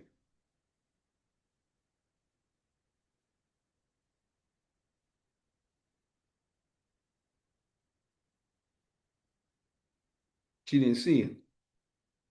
25 again. Let not, my Lord, I pray thee, regard this man of Belial, even Nabal. And when we see these things, these are keys. Like I say, words have power. That's why they call them spells. When you call yourself by something, this is an attribute to whoever you are. You are attaching yourself to something. That's the reason why I don't have my now one of my bottles near me. Excuse me. But on Lakai, choose life. Lakai, choose life. My brand. Lakai means to life. Choose life is the mission statement. But yet still, those are both positive words. So I put that on my label. So just by being on there, if you ever heard of Dr. Emoto, I've shared this before. Dr. Emoto is where I got the concept from. I had a DVD called Messages in Water. Messages in Water that he actually made a documentary on when he went to the stream, got some clear spring water, and did different tests on them. Put words, positive words on them, and negative words on them. We'll say it like that. Good words and bad words. They put like that because there's a reason for positive and negative. But good words on them, bad words on them. Play good soothing music and play harsh music. They stood around the table talking to a bowl of water, saying negative words or bad words, like hateful and stuff like that words. And another table, they stood around saying good soothing words. So all these things play a part in energy, frequency. By these frequencies being what they are, this is how we're coming out of by understanding what I'm sharing right now, by understanding the frequency of words, the mentality, the attitudes, and things like that. The more we change our focus on the different on the frequency of words, the vibration of words and music and things like that. Cause my son, just to share with you, we go into some of these barbershops and that negative music on, it's a frequency again. He gets all jittery and stuff like that. But I have to deal with it. So I have to make sure he don't go into those barbershops when I'm doing my sales. But when you're playing soothing music, you can see and tell the difference. So that's with him and many other situations as well. Even with us, if you out amongst places and you hear a certain type of music, it's gonna make you feel like doing a certain thing. You hear soothing music, you want to sit back, lay back, son. You want to hold your baby, hold your woman, and and it's just a whole different vibe. You know what I'm saying? So that's Yo, it something was we always Friday need to night stick with. yesterday, man, and I noticed people was like that was in their cars playing like that music. You know how people be getting ready to go out to wherever and to hang out, and they got whatever type of music on, and it be so charged up that they start they driving all fast and like it's traffic, and they can see what they reality that in front of you is nothing but traffic. Why That's are right. you driving this wild and crazy when you can't even go 2 feet in front of you? When it's a red light and all of these cars and stuff, but they just is the I noticed that too. They know that they put out all of these musics, these songs and stuff nowadays that don't, when I compare it to because I was listening to some old school hip hop. I don't know, for some reason yesterday I was on just listening to old Bismarck and just the old 80s type stuff and stuff like that, right? And Uh-huh. it's a big difference versus the stuff they listening to now. There's some good stuff out that comes out of this, but it's probably like 10% out of 90% is trash, and it's just That's the fact. frequency is on some like garbage to keep people in the type of mindset of what they saying, and just the energy, the way they be moving is careless. Like you said, it gives them this careless, arrogant type of vibe and just prideful. It puts them in a state of prideful, and it's very ignorant, But like, yeah, man, they You definitely. know that's control, don't you? Well, yeah, mind control. Well, pop music is MK mind control. It's popular because when you look at the word pop, it stands for popular, right? So Yeah. whatever they want to be popular, they use this as a mass. mind control, the population. So the majority, I remember when like if you notice, like back in the days, Jay-Z would say, everybody get a jersey or whatever like that, and everybody just start wearing whatever the whatever he say wear, or get the rims. I need 20-inch rim. Now all the cars have 20-inch because they listening to this, so they start to program. Oh yeah, drink this or whatever the drink is. Then But it everybody is like you're saying, mainly followers, like they have on Facebook and Instagram. followers. Followers, just Yeah. like what's their name? When you say Queen B, who am I talking about? You talking about Little Kim, the Mm, rapper? that was at first, but who's the Queen B today? Today is what? I don't know. Nicki Minaj, Cardi B. There's so many. There's Meg the Beyonce. Stallion. There's Meg the Stallion Yep. now. But Beyonce is the Queen B of Oh, you talking today. about that Queen Bee? Yeah, the Beehive. Can we? If you just There said you go. Beehive, I That's knew what I what meant. you The talking about. Beehive. Yeah. Yeah, That's what I'm yeah, yeah. talking about. So you say certain things, they know what you're talking about. But look at what they're doing. They're following these situations. So Exactly. Mind control, and that's a form of that's the control. key. One, just like we look at that right here, Nabal's name stands for Balal, and it means what it says here. Let not my Lord, I pray thee, regard this man of Balal, even Nabal, for his name is for as his name is, so is he. Nabal is his name, and folly is with him. Folly is with him. And we just got to recognize the things that Hey, we're yo, in. break that word down. Folly. I kind of know it through context. Folly is like blooper. Like it's like a blunder, mistake. Like folly. What is that? Folly. Break. Look. Can you look that word up? Folly it's something that they used to use back in the day. Folly mischievous, mischief. Doing a lot of stuff that really they shouldn't be doing, like Oh, you little know like what? I like just looked little it up. like little You know what it demonic means? situations. It means lack of good sense, foolishness. There you go. He And may then be that way. another version of the word, a costly ornamental building with no practical purpose, especially a tower or mock Gothic ruin built in a large. Yeah, so an ornamental building with no practical purpose. Yeah, so yeah, man, it's like you said, foolishness, lacking good sense. Now There, there you Read go. the But sentence to of the. me, Read the sentence that is in that it says in the book. it says, let not my Lord, I pray thee, regard this man of Belial, even Nabal, for as his name is, so is he. Nabal is his name, and folly is with him. Right. Okay. Hmm No practical purpose. He's foolish, like you said. No good sense. Wow. It's Yeah, man. something I want That's what you. a It's lot of another this word I music want you to is. check out. No It's good another word sense. I want you to look up because I don't have the capability because my devices is taken is up. So it's a word I want you to check out that I read before you came in on part one. That hold on, where is that? Because it said and I didn't understand what the word meant. Hold on, real quick. I'm gonna come up Hey, on it. a third definition of folly is a theatrical review with glamorous female performers. That's crazy. And you know what? I remember that on the Little Rascals. But The Little the Rascals. origin of modern French, fool or foolish. There you go. The first word is what? The Fool. modern French is origin is fool, foolish. I got you. Yeah, fooly. The word old French is fooly. You ever? I heard people say, "Hey, what's up, fooly?" Folie, and that means madness. Madness. Okay. Well, Yeah. there So you people go. is just out of their mind. They don't have no sense. They're very foolish. The follies of the musical follies nowadays is just crazy. Okay. In verse 3, I got a word I want you to check out. Pull this word up. Churlish. This is in verse 3 of chapter 25. This now the name of the man was Nabal. Spell that again. Spell it Churlish. Lish. I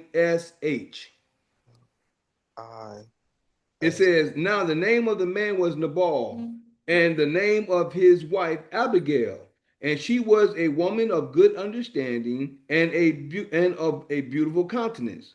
But the man was churlish, Churlish, and evil in his doings, and he was of the house of Caleb.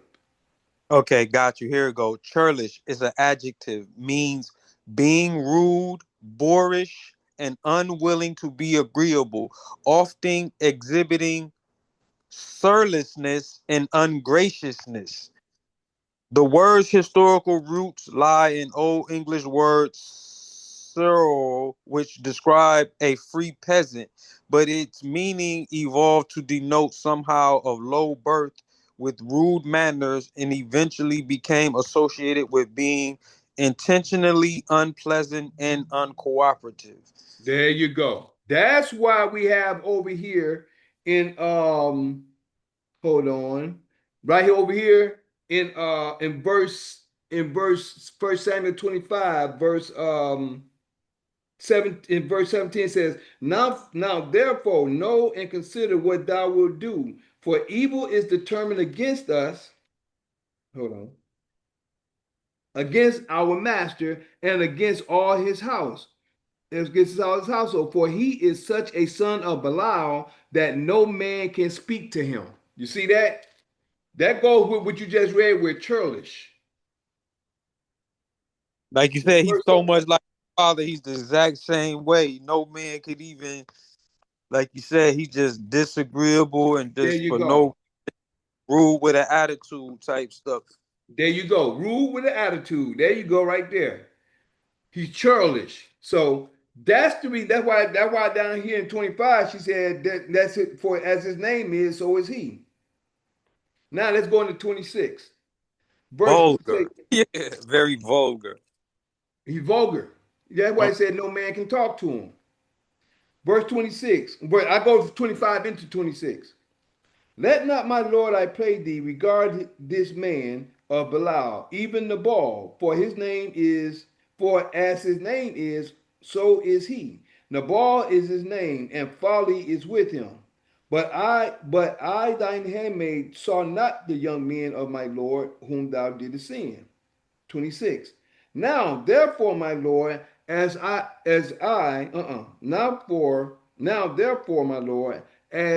Yah liveth, and as thy soul liveth, seeing Yah have withholding thee from coming to shed blood, and from avenging thyself with thine own hand. Now let thine enemies and thy let thine enemies and they that seek evil to my Yah, to my Lord, rather, be as Nabal. 27 said, be as him. Now therefore, my Lord, as Yah liveth and as thy soul liveth, seeing Yah have withholden thee from coming to shed blood by her coming, and from avenging thyself with thine own hand, now let thine enemies and they that seek evil to my Lord, to my Lord, my husband, be as Nabal. And now this blessing which thine handmaid has brought unto thy Lord, unto my Lord, let it even be given unto the young men that follow my Lord, the young men that follow you, young men that you brought, that you sent. 28. I pray thee, forgive the trespass of thine handmaid. I pray thee, forgive the trespass of thine handmaid, because she took on his situation upon me, verse 24. Upon me. What it say? Upon me, my Lord, upon me is the iniquity be. Is this iniquity be? Okay, let this iniquity. So now she's saying that I'm taking on to that. So, and now this blessing, verse 27, and now this blessing which thine handmaid has brought unto my Lord, let it even be given unto the young men that follow my Lord. 28. I pray thee, forgive the trespass of thine handmaid, for Yo, you know Yah. what that means? You know what that means? The trespass right there. Yeah, the when you trespass against somebody, it's like when you go ahead and read, say what you're saying. But trespass is when you go against something that you're not supposed to go against. But go ahead and read what you're gonna say. Yeah, because I looked it up to the word, and I was thinking about tres. Tres is tres is three. So I was like, what does that mean? But I don't know. But I looked up the word, and it says one of the definitions is to commit an offense against a person or a set of rules. That's right. That's Also, trespass. it Mhm. also means entry to a person's land or property without their permission. I knew that one, but the way they meaning it is more like committing an offense against a person or a set There of you rules. go. That's right. And that's why she said, Also it means a sin or offense. Yeah. that's right. That's it.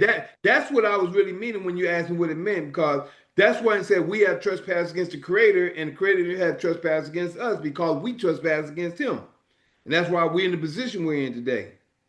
And then when she say, "I pray thee, forgive the trespass of thine handmaid," that's why she said she's taking on the position when she said in verse 24, and fell at his feet, at David's feet, and said, upon me, my Lord, upon me let this iniquity be. And let thine handmaid, I pray thee, speak in thine audience, and hear the words of thine handmaid. So she knows that her and her husband are one. And this is what people fail to realize. When a man and a woman come together, they are one. So she's taking on a trespass, even though her husband came unto him. She's come to him in the stead of her husband, just like when the prophet speaks in the name of the Creator. A prophet is coming in the stead of the Creator. He's coming as I always say, a diplomat, or just shall I say, as an ambassador of the Creator. So she's coming in the name of her husband, saying, "I pray thee, forgive the trespass of thine handmaid." For Yah will certainly make my Lord a sure house. He gonna make him a sure house, meaning you gonna be the king. Make my Lord a sure house, because my Lord fighteth the battles of Yah, and evil has not been found in thee all thy days. So she fell down to him and let him know there's never been evil found in you all your days.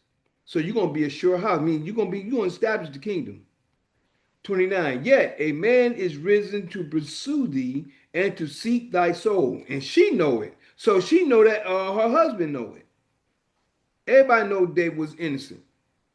Yet a man has risen to pursue thee and to seek thy soul. But the soul of my Lord shall be bound in the bundle of life with Yah thy father. And the souls of thine enemies, them shall he sling out as out of the middle of a sling. All right. So she's letting it be known. What she say? What is it called? It's called she pacifies David. She knows what she's doing too.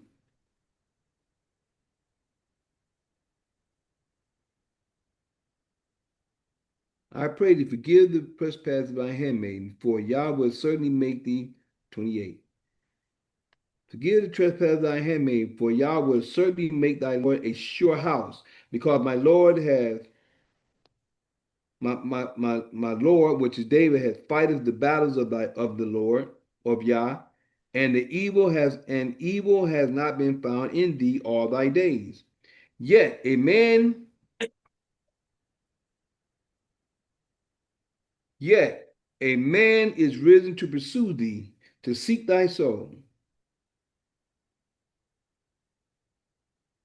to seek thy soul. But the soul of my Lord shall be bound in the bundle of life.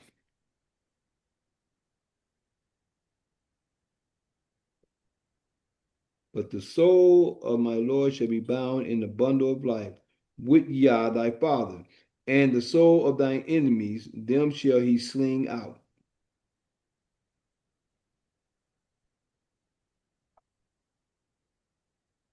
And the soul of thine enemies,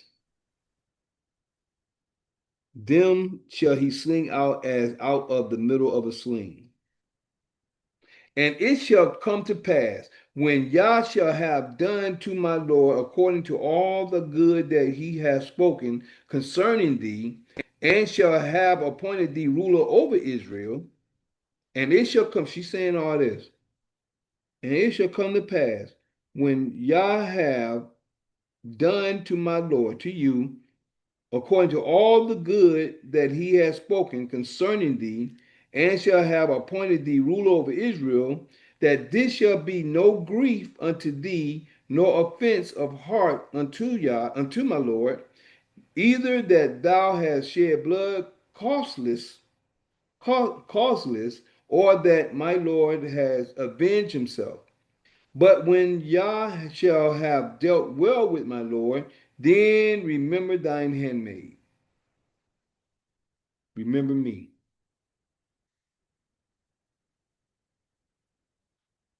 Remember thine handmaid.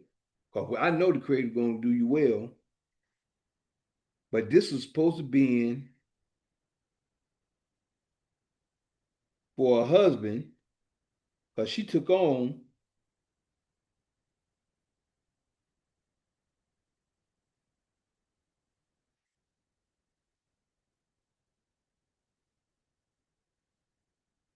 all right. And David said unto Abigail, Blessed be Yah, Father of Israel.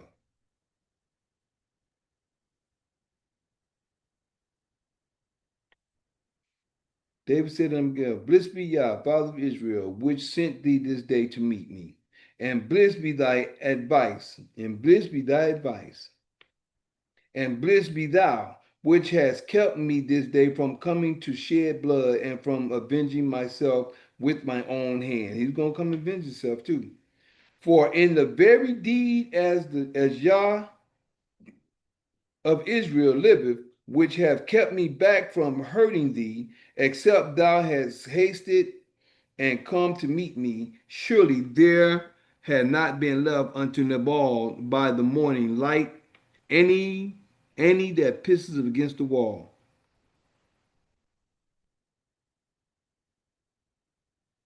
He let her know, I was coming. I was coming strong. 35. So David received of her hand that which she had brought him, and said unto her, Go up in peace to thine house. See, I have hearkened to thy voice, and have accepted thy person.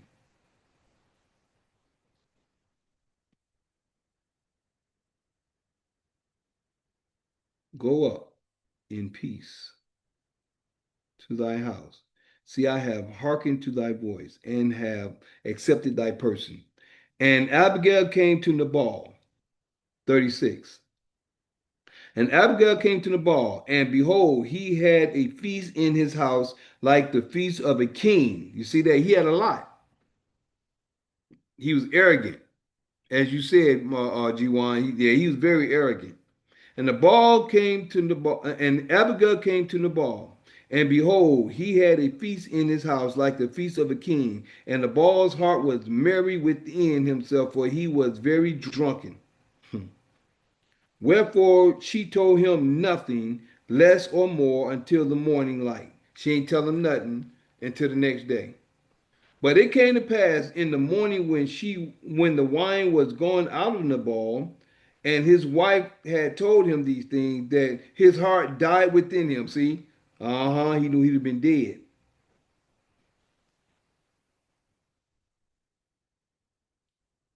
That his heart died, and he became as stone.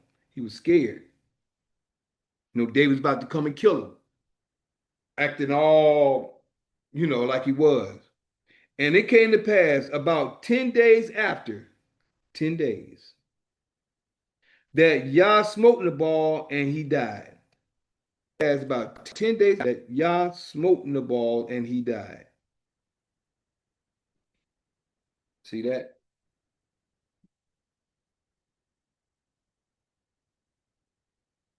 Mm, mm, mm.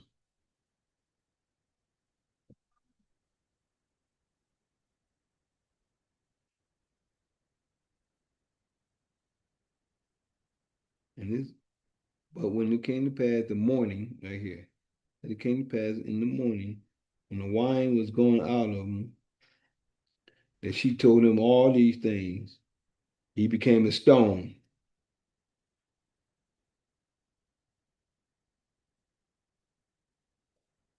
Ten days later,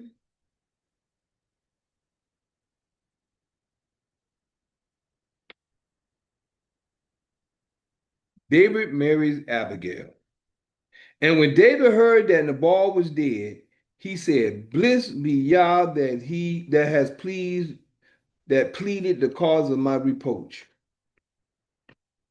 that pleaded the cause of my reproach from the hand of Nabal, and have kept his servant from evil."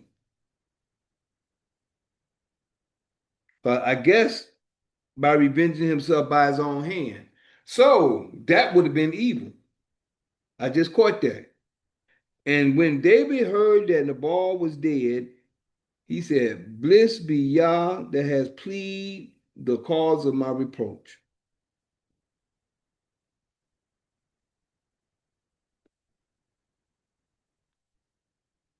That have pleaded the cause of my reproach from the hand of Nabal, that kept his servant from evil. For Yah have returned the wickedness of Nabal upon his own head. See, he didn't have to. That's what revenge is about.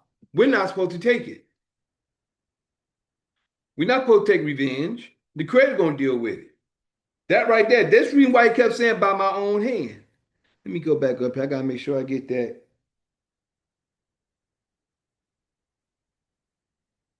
Enemies that I see. He kept saying by my own hand, and that's the key. Yeah, right here. Avenging myself. I gotta get that. And from avenging myself with my own hand. These are keys right here.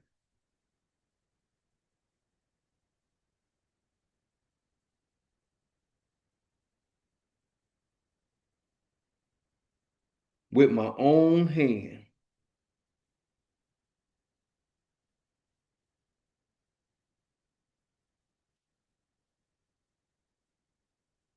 And the boy answered. And David's young men turned their way and went again and told David.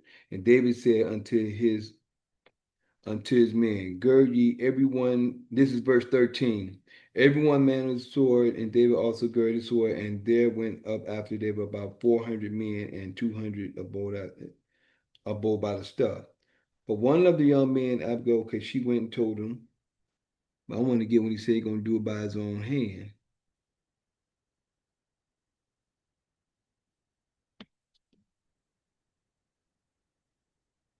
Can I speak to him?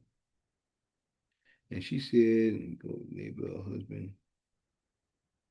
David said, "Surely they have required evil for good."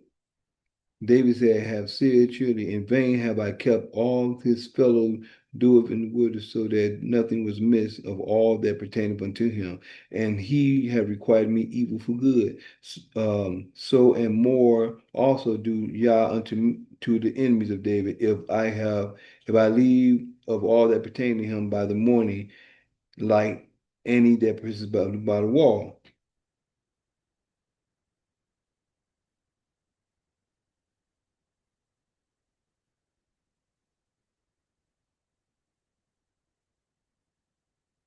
And that's what he said. I thought I seen it a couple of times. He said by my own hand, but I wanted to make sure. Let's pursue. Whatever blood, the ball. Okay, well, I guess I get that a little later. I wanted to make sure I get that because I want to make sure you understand that by doing it by you take revenge on your own, it's kind of the sin. But once something is done, it's over and done with. David marries Abigail. Let me take it back from here. And when David heard Got last few for last few of them. And when David heard that Nabal was dead, he blessed. I did see it right here. That's why I seen it right here in my face. And when David heard that Nabal was dead, he said, "Blessed be Yah that has pleaded the cause of my reproach, no reproach, from from the hand of Nabal, that has kept his servant from evil, kept his servant from evil. For Yah has returned the wickedness of Nabal upon his own head." And David sent, never do it like that. Boom. Just so this all can be together at this point. Upon his own head.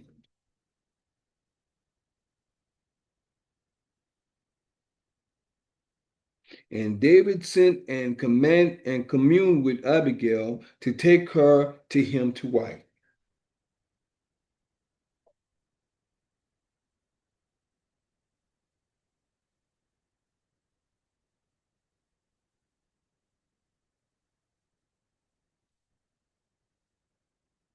So you know something, and this is a key with the New Testament. When the Bible, which his name is Geno Jennings. He's so stuck on the New Testament when the New Testament tells you that, and I say, if a man marries another woman who's divorced, he say that that's adultery. Geno Jennings say that. Right here shows that David married Abigail, which is a wife of Nabal. So if David married Abigail, that means that he's supposed to have committed adultery. But then again, he was dead. Yeah, it's right. I just thought about it. It just hit me. I just thought about it. He's the ball is dead. It's not divorced here. He's actually gone. So that can't apply. But I was just about to say because I'm thinking, but that didn't hit me when I just thought about it. I just thought about him right when I was saying it. But he's dead. So verse 40. Just before we get into 40, and David sent and communed with Abigail to take her to him to wife. And when the servants of David were come to Abigail, now let me ask y'all this though, since we there, before I even go on to 40. He was already married to McCall, right? All these people just trying to say that we ain't supposed to marry anyone, want to have more than one wife. He's already married to McCall, so he pulling Abigail in right there. Okay, I'm gonna let her be my wife. But she knew he was gonna be king. And she also said, and blessed be the advice that be unto which has kept thee this day from coming to shed blood. I wanted to see what when she said, oh, here you go, right here, the end of 31. But when the Lord have dealt well with my Lord, then remember thine handmaid. When you have done well, so she knew something was coming. You see that? She knew something was coming.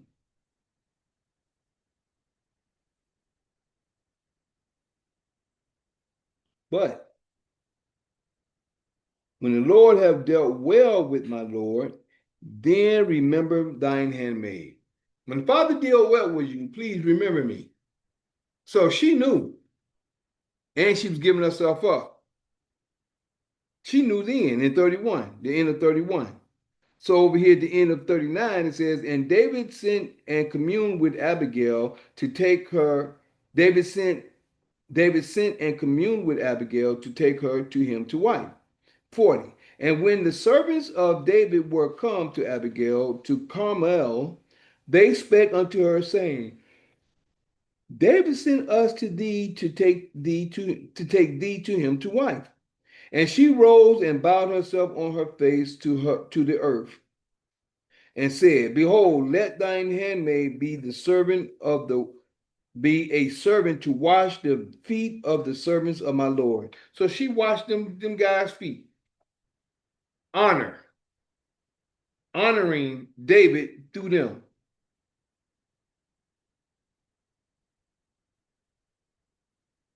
How many people women do that?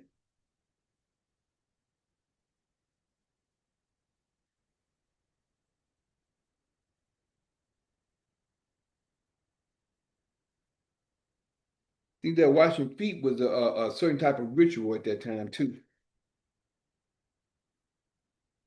To wash the feet of the servants of my Lord. Verse 42. And Abigail hasted and arose and rode upon an ass. She got together. She washed their feet. Whatever she did, got up, she hasted and arose and rode upon an ass with 5 damsels, with 5 young women of hers that went after her. That means that they was her concubines, or they not concubines, they were her servants. And she went after the messengers of David and became his wife.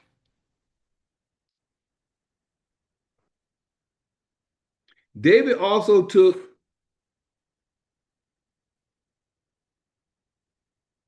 Ahinoam, Ahinoam.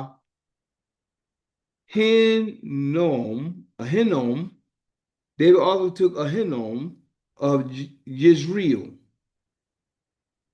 Ahinoam. I think that's Ahinoam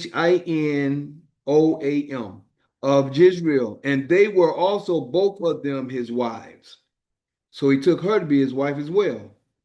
But Saul had given Michal his daughter, see, his daughter, David's wife to, oh, okay, he gave her, Saul took her and gave her to somebody else. David's wife to Phaltini, the son of Laish, son of Laish, which was of Gilead. Saul took Michal and gave it to him. So we're going to go into 26 next week. Now we're going to call this David spares Saul's life again. David spares Saul again. That's what we're going to call it again. We can put again on there so we don't dismiss the first time he spared his life. But today we just called it the death of Samuel and Nabal's refusal. So this is where we at today. Next week we'll be going into chapter 26 of 1 Samuel. And Samuel has passed. Didn't say too much about it here. It just says Samuel's death. Didn't say too much about it. They said the people lamented, which was cried for him. But that mostly was it. Didn't really go too much into his death. Just gave one verse. Samuel died. That's it. Then it went into Nabal and all the situation that he did, refusing to help David because of his name. And names has meaning. That's the reason why we should watch and understand situations and have an understanding behind the names that we call ourselves, what we give ourselves, what we do. It's an understanding behind these things. So there's energies and vibrations that goes into the things and what we do, what we say, how we think. All these things has a vibration to them. And it's what we attract to ourselves, not realizing. A lot of us attract negative connotations or negative things to us by the things we say, what we do, and how we act. And what we listen to, as me and G1 was sharing a little earlier on the radio of today, which is actually programmed to be the way it is in order to keep distraction and for us to stay in a low vibration so they can stay on top. As long as our vibrations are low, they will always be on top. Because we can't come to the knowledge and we can't come to the vibration we need to be on the Creator's level. We'll never get to his level, but the closer to his level we can get is on a high vibration. And the more we do that, the more we seek the Father, the closer we get to him. So Other than that, I am that Mikael in Daniel chapter 12, verses 1, 2, 3. Yeah, that's me. Showing the holy people who they're really supposed to be, waking them out of their dead beds, which is really in their heads. For all of you who's living in the new, this is for you. I'm that same Mikael in Revelations 12, battling that red dragon where Satan dwell, who deceiveth the whole world but prevaileth not. Because the horn is blown without a doubt. This was prophesied for you to see that Mikael is really me. And we're about to call it a day because the day is the Sabbath.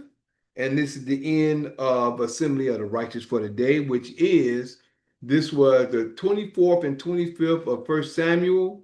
And this was the first time, and what was spoken of was the first time that David spared Saul's life, Samuel's death, and Nabal refusal to help David.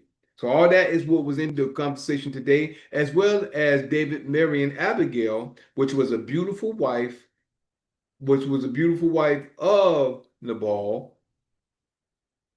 But woo. And also I'm thankful that my brother G1 was able to help give some clarity on some definitions on some of the names and words that we had in here that we needed. So yeah, so I'm gonna be needing you for that too, G1. Like when these words come up, and I don't know, I may, because I can't. I used to have like a little one that was running. This one right here, but this mug is gone. It don't even come on no more, so I can't use this anymore. So other than that,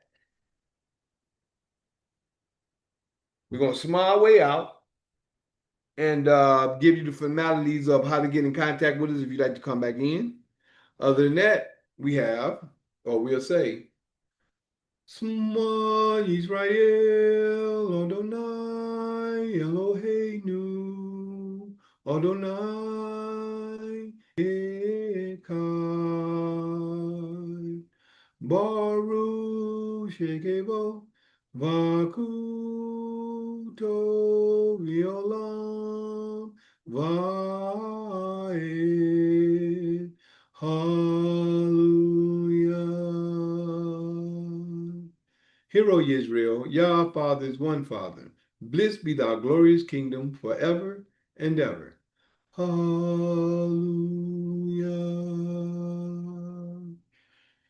To bless you, thank you, and praise you Almighty for your word, your acknowledgement of your word, and allowing us to go through your word to understand your word as you have given us through the Spirit.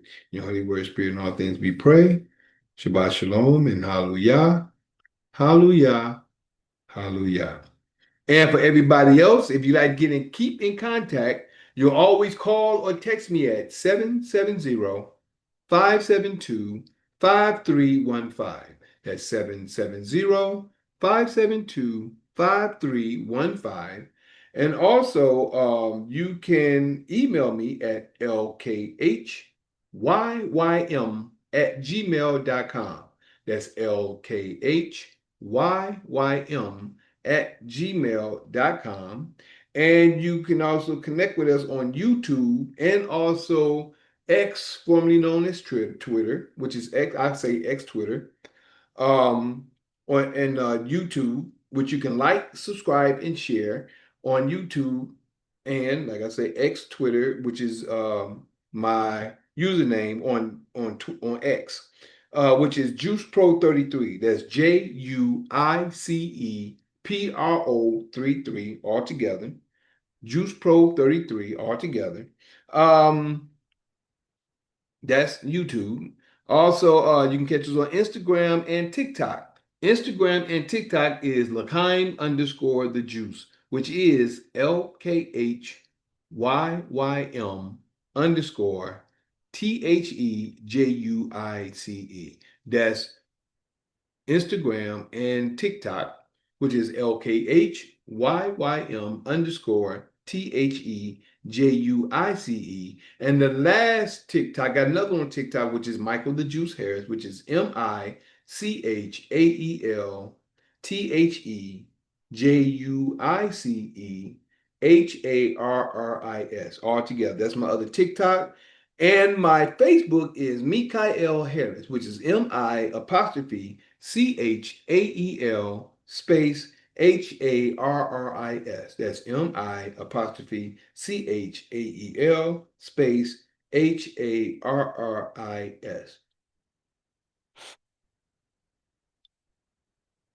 Excuse me. And for the long version, which is the video on YouTube, which is the full version, is on under video. Now under Facebook, Instagram, and YouTube Live, we have part 1 and part 2. But the full version is under YouTube on the video, which is Juice Pro 33. You can like, subscribe, and share. And also the full version is under patreon.com/LKHYYM under Patreon, and under rumble.com/LKHYYM under Rumble. Now for my platforms on the days I'm doing and I'm on quote unquote the night after Sunday, which is 9 p.m. Eastern time after the day of Sunday, which is they call it Sunday night. After Sunday is at 9 p.m. and that's Fight Fire with Truth in Conversation. Now tomorrow we're supposed to have open conversation.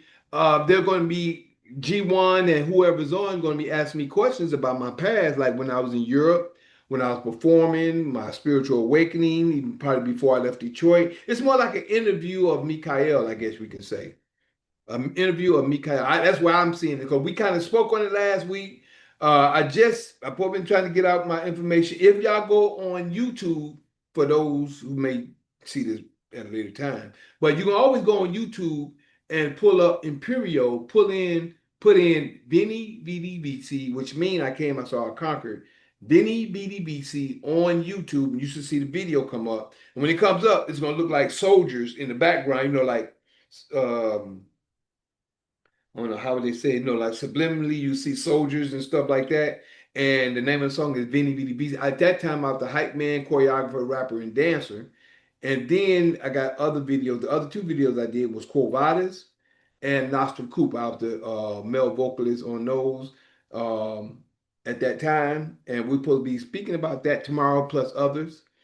And that's on Fight Fire with Truth, which is open conversation, which will be tomorrow night, which is on Sundays, the night after Sunday at 9 p.m. Then on Monday nights, we have Mikael's Knowledge of Truth. That's Mikael's Knowledge of Truth. And that's on Monday nights at 9 p.m. as well, or shall I say night after Monday at 9 p.m. as well.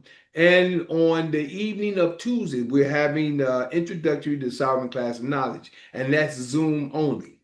And in Zoom only, for those who will be attending, that will be the ones who have given me their email, have emailed me, gotten the email, and I will have sent them the invitation, and they have to fill out the NDA and information, 2 points of NDAs they have to fill out and send it back, email it back to me. Now you can do it 2 ways. You can print it out, or you can actually recopy it, put your information in, and send it. That way I have your information there by you recopying it and then sending it back. So, or you can scan it, fax it, or email it. So that's Introduction to Sovereign Class of Knowledge. That's on the night, or that's Tuesday evening at 6 p.m. Now we might be going to 9 o'clock. I got it for 6 now for the ones in UK or that's out of the country that want to come in to try to make it convenient for them. But if I don't hear back from them too much, we may be moving it to 9 o'clock for people that's getting off work that wants to get more into the information. We may be doing that as well. So we're just going to find that out by the end of September. So the beginning of October, we'll see where things go, or maybe the beginning of November. So we'll see about that. November been good for me. So if things doesn't pick up with people outside the country at 6, we're going to start in November. It's kind of a long ways away, but we're starting November at 9 p.m. We'll see how it is. We'll see how they go. Might be October. Who knows? But other than that, that's where we at the moment. Did you want to say something, G? Now, I just wanted to ask you, yo, I had came across something on Instagram, right? And it was talking about, um, this guy was talking about lust, something takes over, it takes fathers out of their position or whatever like that, right? And it referred to this word named Asmodeus. And so I Who? looked up Asmodeus, and it says Asmodeus is a demon king from Judo-Christian legend, first appearing in the book of Tobit. And That was a book yeah, that was taken out. yeah. So I was gonna ask you, do you study the Talmud? Do you get into the Talmud? Do you? The Talmud, was that the one by Malachi York? Well, no, the Talmud is the same as the Torah. In Judaism, the Talmud is the vast body of rabbinic teachings, debates, and commentaries that serve as the central text of the oral law, providing detailed explanations for the commandments of the Torah. So this is something that a lot of Can't the say that. But what I would like for you to do, I would like for you to share the first definition that you gave before you started talking about the Talmud. What's that definition? Because there was something there that I wanted to address. what in Judaism, the Talmud is a vast body of rabbinic teachings, debates, and commentaries. That part. Before Oh, that. well, the other part that was in reference to the Asmodeus. Okay, Asmodeus, Asmodeus. yeah, What did that say? Asmodeus is a demon king from Judeo-Christian legend, first That's it. appearing Whoa, in whoa, the whoa. The key is when you said Judeo-Christian legend. yeah. That's that's what I picked up in there when you said it. But I'm listening. It says first appearing in the book of Talmud as malevolent spirit as a malevolent spirit who killed the husbands of the woman Sarah. He is described in the Testament of Solomon as an evil spirit who plots against the newlyweds, wastes virgins' beauty, and estranges their hearts. Asmodeus is often associated with lust and has appeared in various literary and popular culture works, sometimes depicted as a powerful demon. Yeah, the brother was talking about how lust tears apart marriages and like it takes fathers off their duty by when they go and lust for other women and then they get, they get caught or whatever, and then it breaks up the home, and it says it takes you off your duty as a father. And so I was like, when he said get something about in the post, it said something about Asmodeus. So I'm like, what is that? So I looked up Asmodeus, and I'm like, wow, these are things that's being taught in the book of top, and Judeo-Chrism, and I'm like, that's what we dealing with. And it reminded me about the Talmud, and I'm just was wondering if you ever, because that's you know Judah Help us say the teachings, last part. like as far as like how I was saying, it's the Judah teachings, Okay. Judaism. And that's the difference. Judaism is I'm glad you're making that point. Judaism is of the quote unquote Jews that's the imposters of today. See, Israel is Israel. Judaism is when they start breaking off from doing Israel. Matter of fact, a key to that is in 1 Kings chapter 17. It talks about a lot of, see, Judah is not a Judaism because that is, you know what ism is, right? Break it down again. I'm a fear. It's like it's something dealing with, but it's not the original thing. Right. Right. So ism is the key. When it says Judaism, even the quote unquote Jews are not the real people of today. The quote unquote ones that call themselves Jews are not we are the real people. We are Israel. But this is where everything has been distorted and broken down and they've been taken off the line from. Because the fact that we are Israel and they have taken a tribe out of Israel and made a religion out of it. And this is where the word or the religion that when you say like say Christian earlier, I heard that as well. Judaism, that's a whole different religion that they made and put all this stuff in. So that's the reason why when I listen to words, I look at the timeline of different things and I see what's being dealt with. So a lot of things what it's called these Judah, the Jews walk around with these black and all black on and white and with the keypads and stuff. They're not the real Yeah, I've people. heard that people say that those are like Ashkenazi. They're like they're Khazarian Exactly. and stuff like that. But like, all right, I looked up ism. It says ism can refer to a suffix denoting doctrine, theory, or system of thought. There you So go. it's just a system of thought. So when it says Judaism is a system of thought of Judah, is that so? Are we? Is that the tribe of Judah still? Isn't the Hebrews the It's tribe of not Judah? the tribe. Put it like this. Let me ask you this. Think about this. Look at this. Well, let's just say Christianity, right? Hmm. Christianity is not a people. Christianity is a religion that people have adapted themselves to. Hmm. You got that? Right. Oh, Christianity is not a people, it's a religion that people have adapted themselves to, and they call It's a themselves belief system. Yeah. exactly. No different than Judah is a people, but we got some people that has taken Judah, made it like Christianity. This is what Judaism is, and Judaism is a religion that people are following, which is not a people. You Mm, get it? Do you understand what I'm saying? yeah. Hey yo, but you say the book of Tobit, that's one that was taken out of the Yeah, it was a book of Tobit, just like the book of Jasher, the book of Enoch. It was several. It was a lot of books that was supposed to be in a part of the it says Bible. it's in the Apocrypha. Yeah, yeah. Those are. I remember reading the book of Tobit one time. It's been a long time. The book of Enoch, the book of Jasher, the Songs of Solomon. I think it's three different points of Songs of Solomon. But I'm looking at. I'm gonna share. What I do is this. Because there's some things I've seen in Jasher that didn't add up with what I've seen according to the scriptures. So I don't know what was added in those books. I don't know what was taken away. Me, myself, I think this is me an individual. I think that everything you need is in here. And the reason by being in here is the key is the law. Because everything else is either stories or things like that. But the key is the prophecies and the law. Long as we follow the law, we good. Long as we understand the prophecies that was going to happen, which is good or bad, we're good.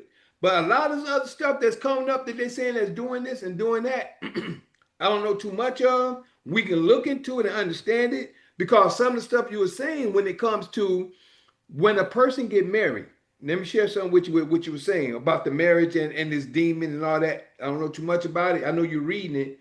But what I used to sit back and wonder and watch and look at this is we got people that get married all the time. They could have been together 5 years, 10 years, 15 years. They could have been together and they just decide, well, let's go get married. The key is this. When they go get married, they're bowing themselves to the system. When they bow themselves to the system, they just gave their allegiance over to the system. It's not them being already married because when a man and woman come together, you even looked up. Woman means wife, don't it? G. Woman means wife. Yeah, I think I did look that up before, but You like, read that one time on here one time. mhm, Woman means wife. right. So when a man and a woman come together, she is his wife at that time. But when a man bow, see, when you bow to a woman and give her a ring, you just bowed yourself to the system. And by buying yourself to the system, you just gave the system your allegiance, and then you gave them a contract when you got a marriage license. That contract went to the system. So that same thing with the demon doing what it does, when you get married, that's when really a lot of marriages fall apart. If they're not of the creator, the majority of the marriage, as soon as they get together, they could have been together 5 years, 10 years, whatever. Now all of a sudden this bickering comes in there. This all this after they get married. But as long as they were together at first, everything was good. All of a sudden they get married, they put a ring on the finger. Now it's a whole big situation. I seen that growing up, and I recognize that. And I understand the scriptures better now because by studying it and going through what I went through spiritually and understanding the scripture spiritually, I understand things a whole lot better than when it comes to the way that man see things and the way the men are going by things when they do it. So that's how come I understand the difference. Like I said, in Judaism, Judaism is a religion and not a people and not a way of life. The way of life is the law and what we're supposed to be keeping. But Judaism is a religion and is of, I would say, a demonic spirit. Christianity Or is what of would a you call the demonic. way of life? What would you call the original way of life of the Hebrews? The commandments, the laws. It would just be called the law. It's just the laws. I mean that But it's there's no name, rules. like literal name for it. It's like no literal like type of It's name. called the Torah and Tanakh. Mhm. The Torah. You ever heard the Torah? Yeah, that's what they was like. The Talmud kind of like goes into the Torah. It is basically the Torah, but like, Yeah, but what they all other religions did. The Torah is nothing but the law. That's all it means in Hebrew. Torah means law. But you got to remember, the Creator said, "Don't add to or take away." And what a lot of different quote unquote religions did, they added to the law. Some of them took away from the law. but So that's like the every 5%ers will say Islam, not in the sense of Islam, but like I self Lord and Master. that's what I'm saying. Yeah, yeah. So we self use the law, like you said, that same law. So yeah, this kind of they the same thing. Hey, yo, this is something else I wanted to bring up too. I was dealing with this Bible app while you read, right? And I noticed at the bottom of every whenever I get to the bottom of the page of the end of the chapter or whatever like that, it said this is what it says. It says rights in the authorized King James Version in the United Kingdom are vested in the Crown, published by permission of the Crown's parent patentee, Cambridge University Press. And then it says learn more. So when I clicked it to learn more to see like, yo, what is this? Is actually copyrighted by like the Cambridge University? Yeah. So like I look it up, right? And it says it says KJ King James Version KJV, the King James Version KJV of the Holy Bible was first printed in 1611, but the main edition used today is the 1769 version. The King James Version KJV is also known as the authorized version AV because it was exactly authorized to be read in churches for over 300 years. It was the main English translation used right. speaking world and is much admired and respected. About 400 words and phrases coined or popularized by the King James Version are a part of the English language today.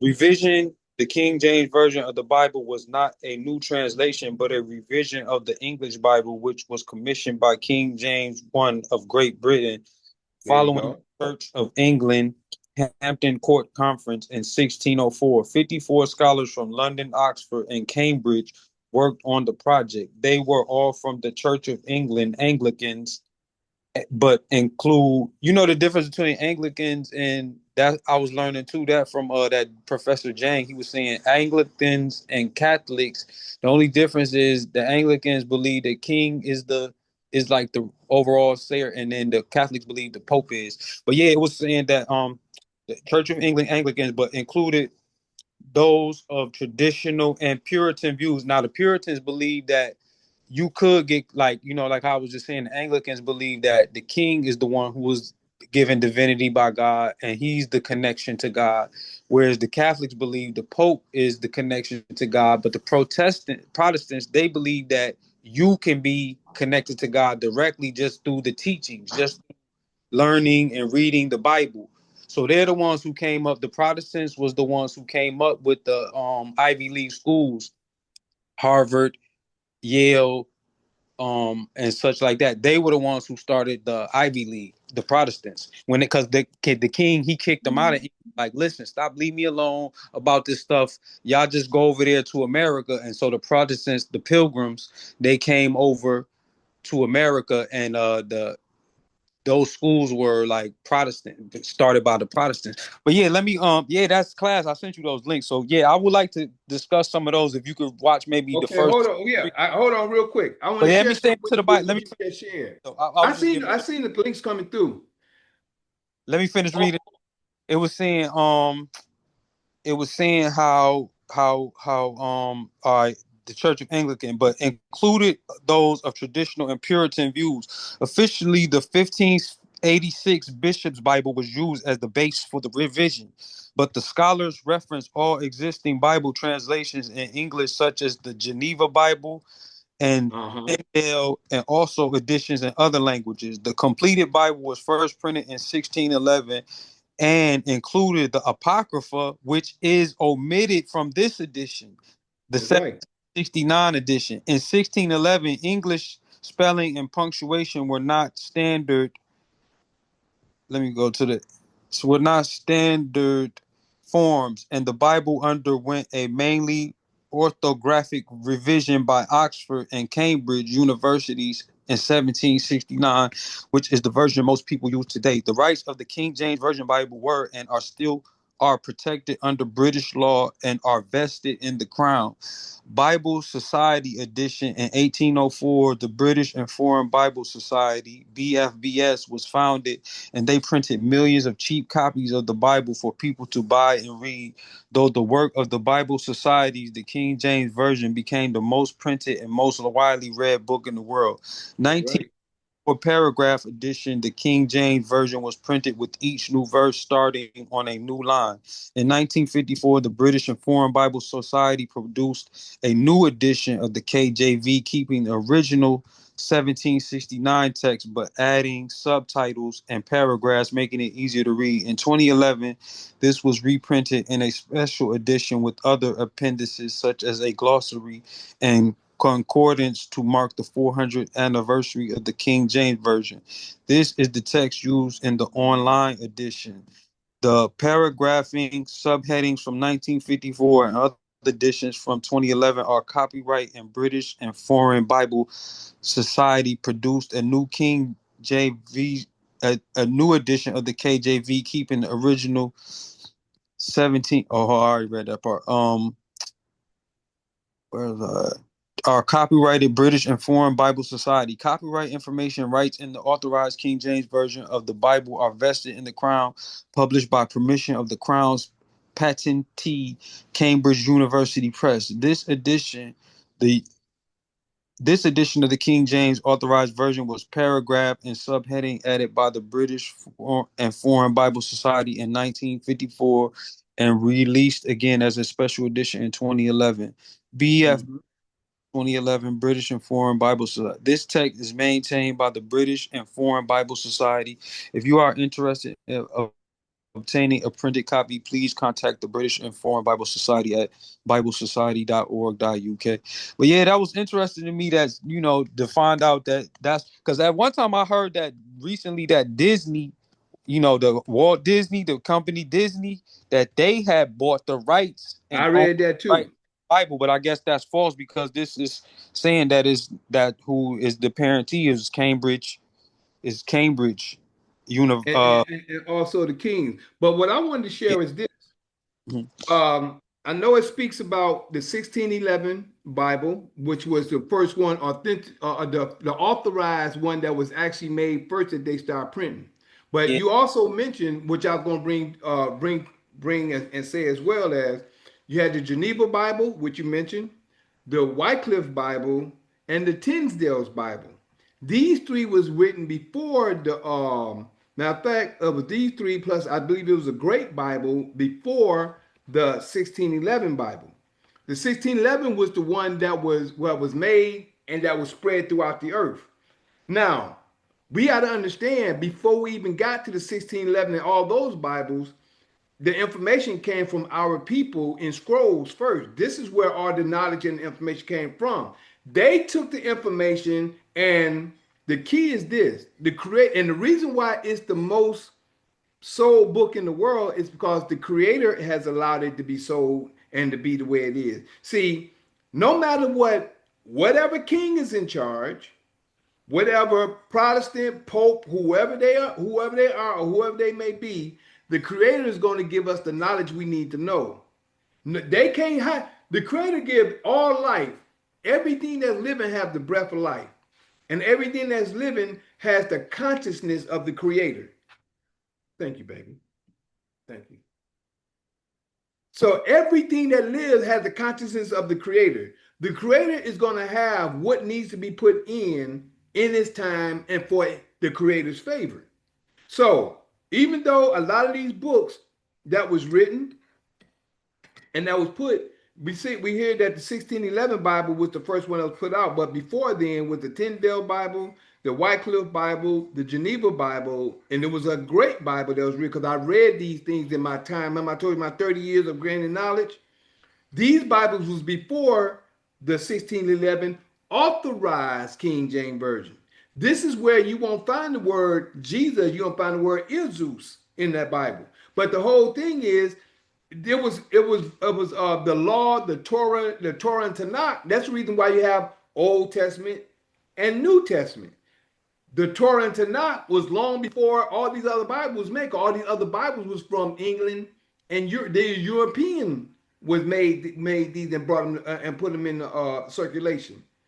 But the information actually comes from Hebrew and other different scholars and nationalities and information written before it got to the English or the Roman, which is the New World. New World Order. This is the New World that got the information, started putting it out. So even though we have the information, because they don't say nothing in that, all that information that you read, it says nothing about 70 AD. It says nothing about 325 AD when King Constantine had the bishops come together and put the Bible together. So this is what I've read in time past, and I've shared the information. The bishops came together, and like you said, it was three aspects. One's the king, one's the pope. That's Old Rome and New Rome. Old Rome, the Revelation 13, Old Rome, the first beast. New Rome is when the Pope came into power. That's New Rome. That's the second beast that rose up out of the earth. And this is where the New Rome is over the United States and everybody else in the world under the Pope. See, this is the difference compared to the knowledge that we've come to learn and what you're reading. That was on the back burner in 325 AD. The Council of Nicaea was put together by King Constantinople. King Constantine. 381 AD, 65 years later. Wait, 65 or 56 years later. Yeah, 56 years later. This is where King Constantinople rose up and he edged out the quote unquote Arians who was actually fighting. And this is where the deadly wound was healed. The deadly wound of Christianity was healed. The deadly wound of Christianity was healed by King Constantinople moving out the Arians, and then the bishops came up, and this is where the healing of Christianity came, and this is where Christianity started to spread throughout the earth. Then when Christianity started to spread throughout the earth, King James, the authorized King James Version came into play.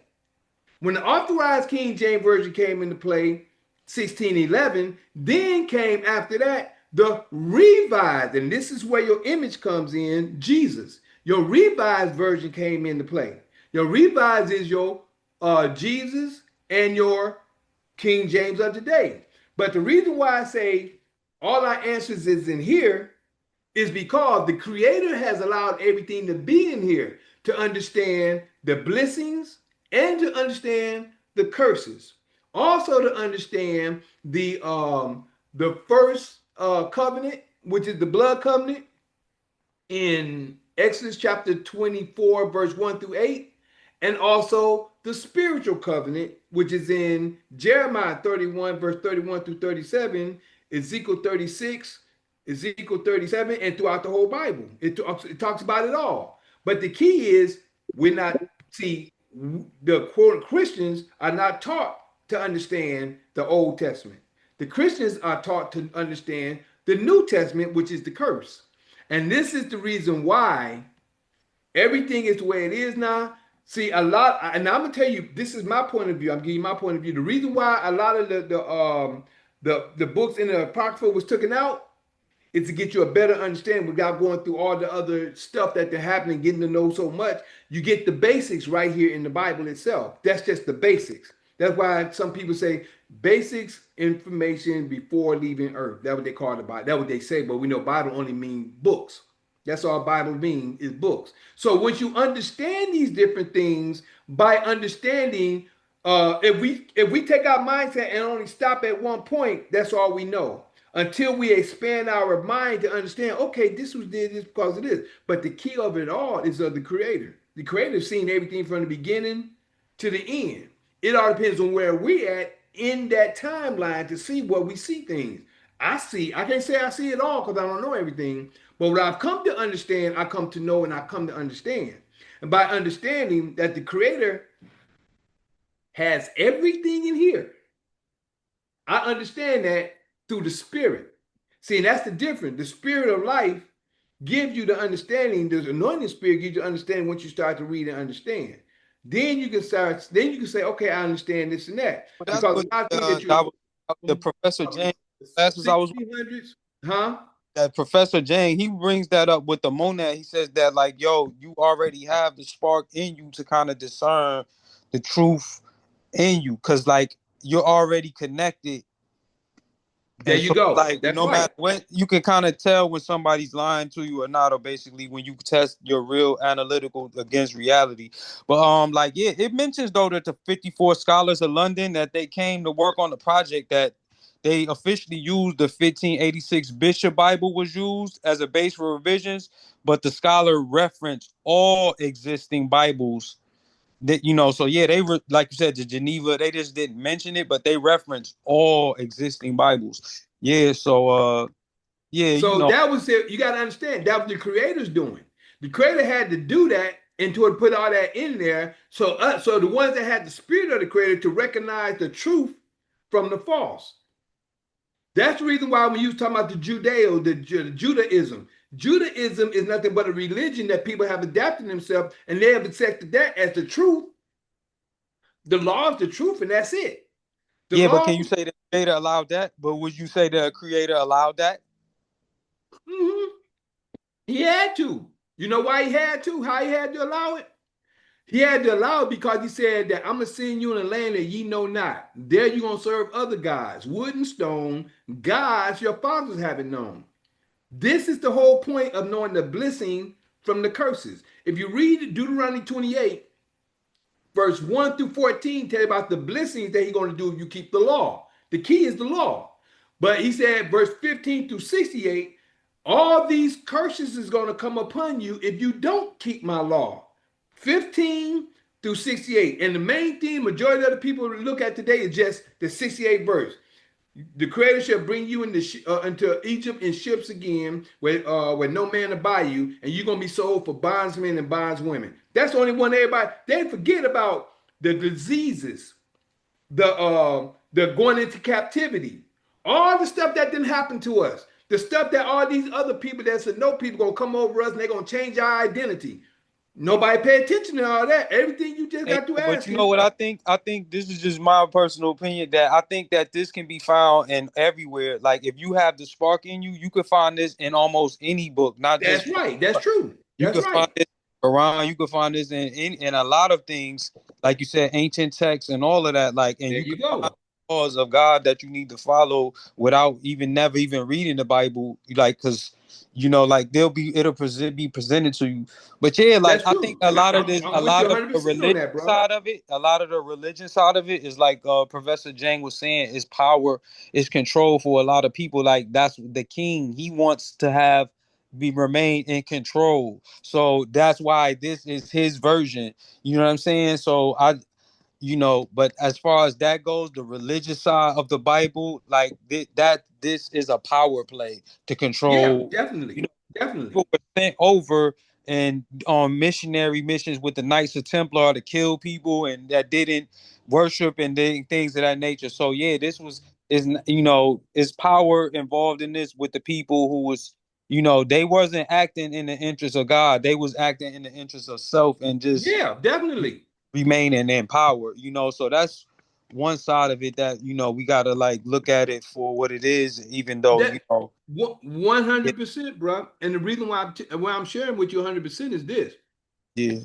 The creator tells you that how Rome was going to come and get into power. Revelation 13 gives you that.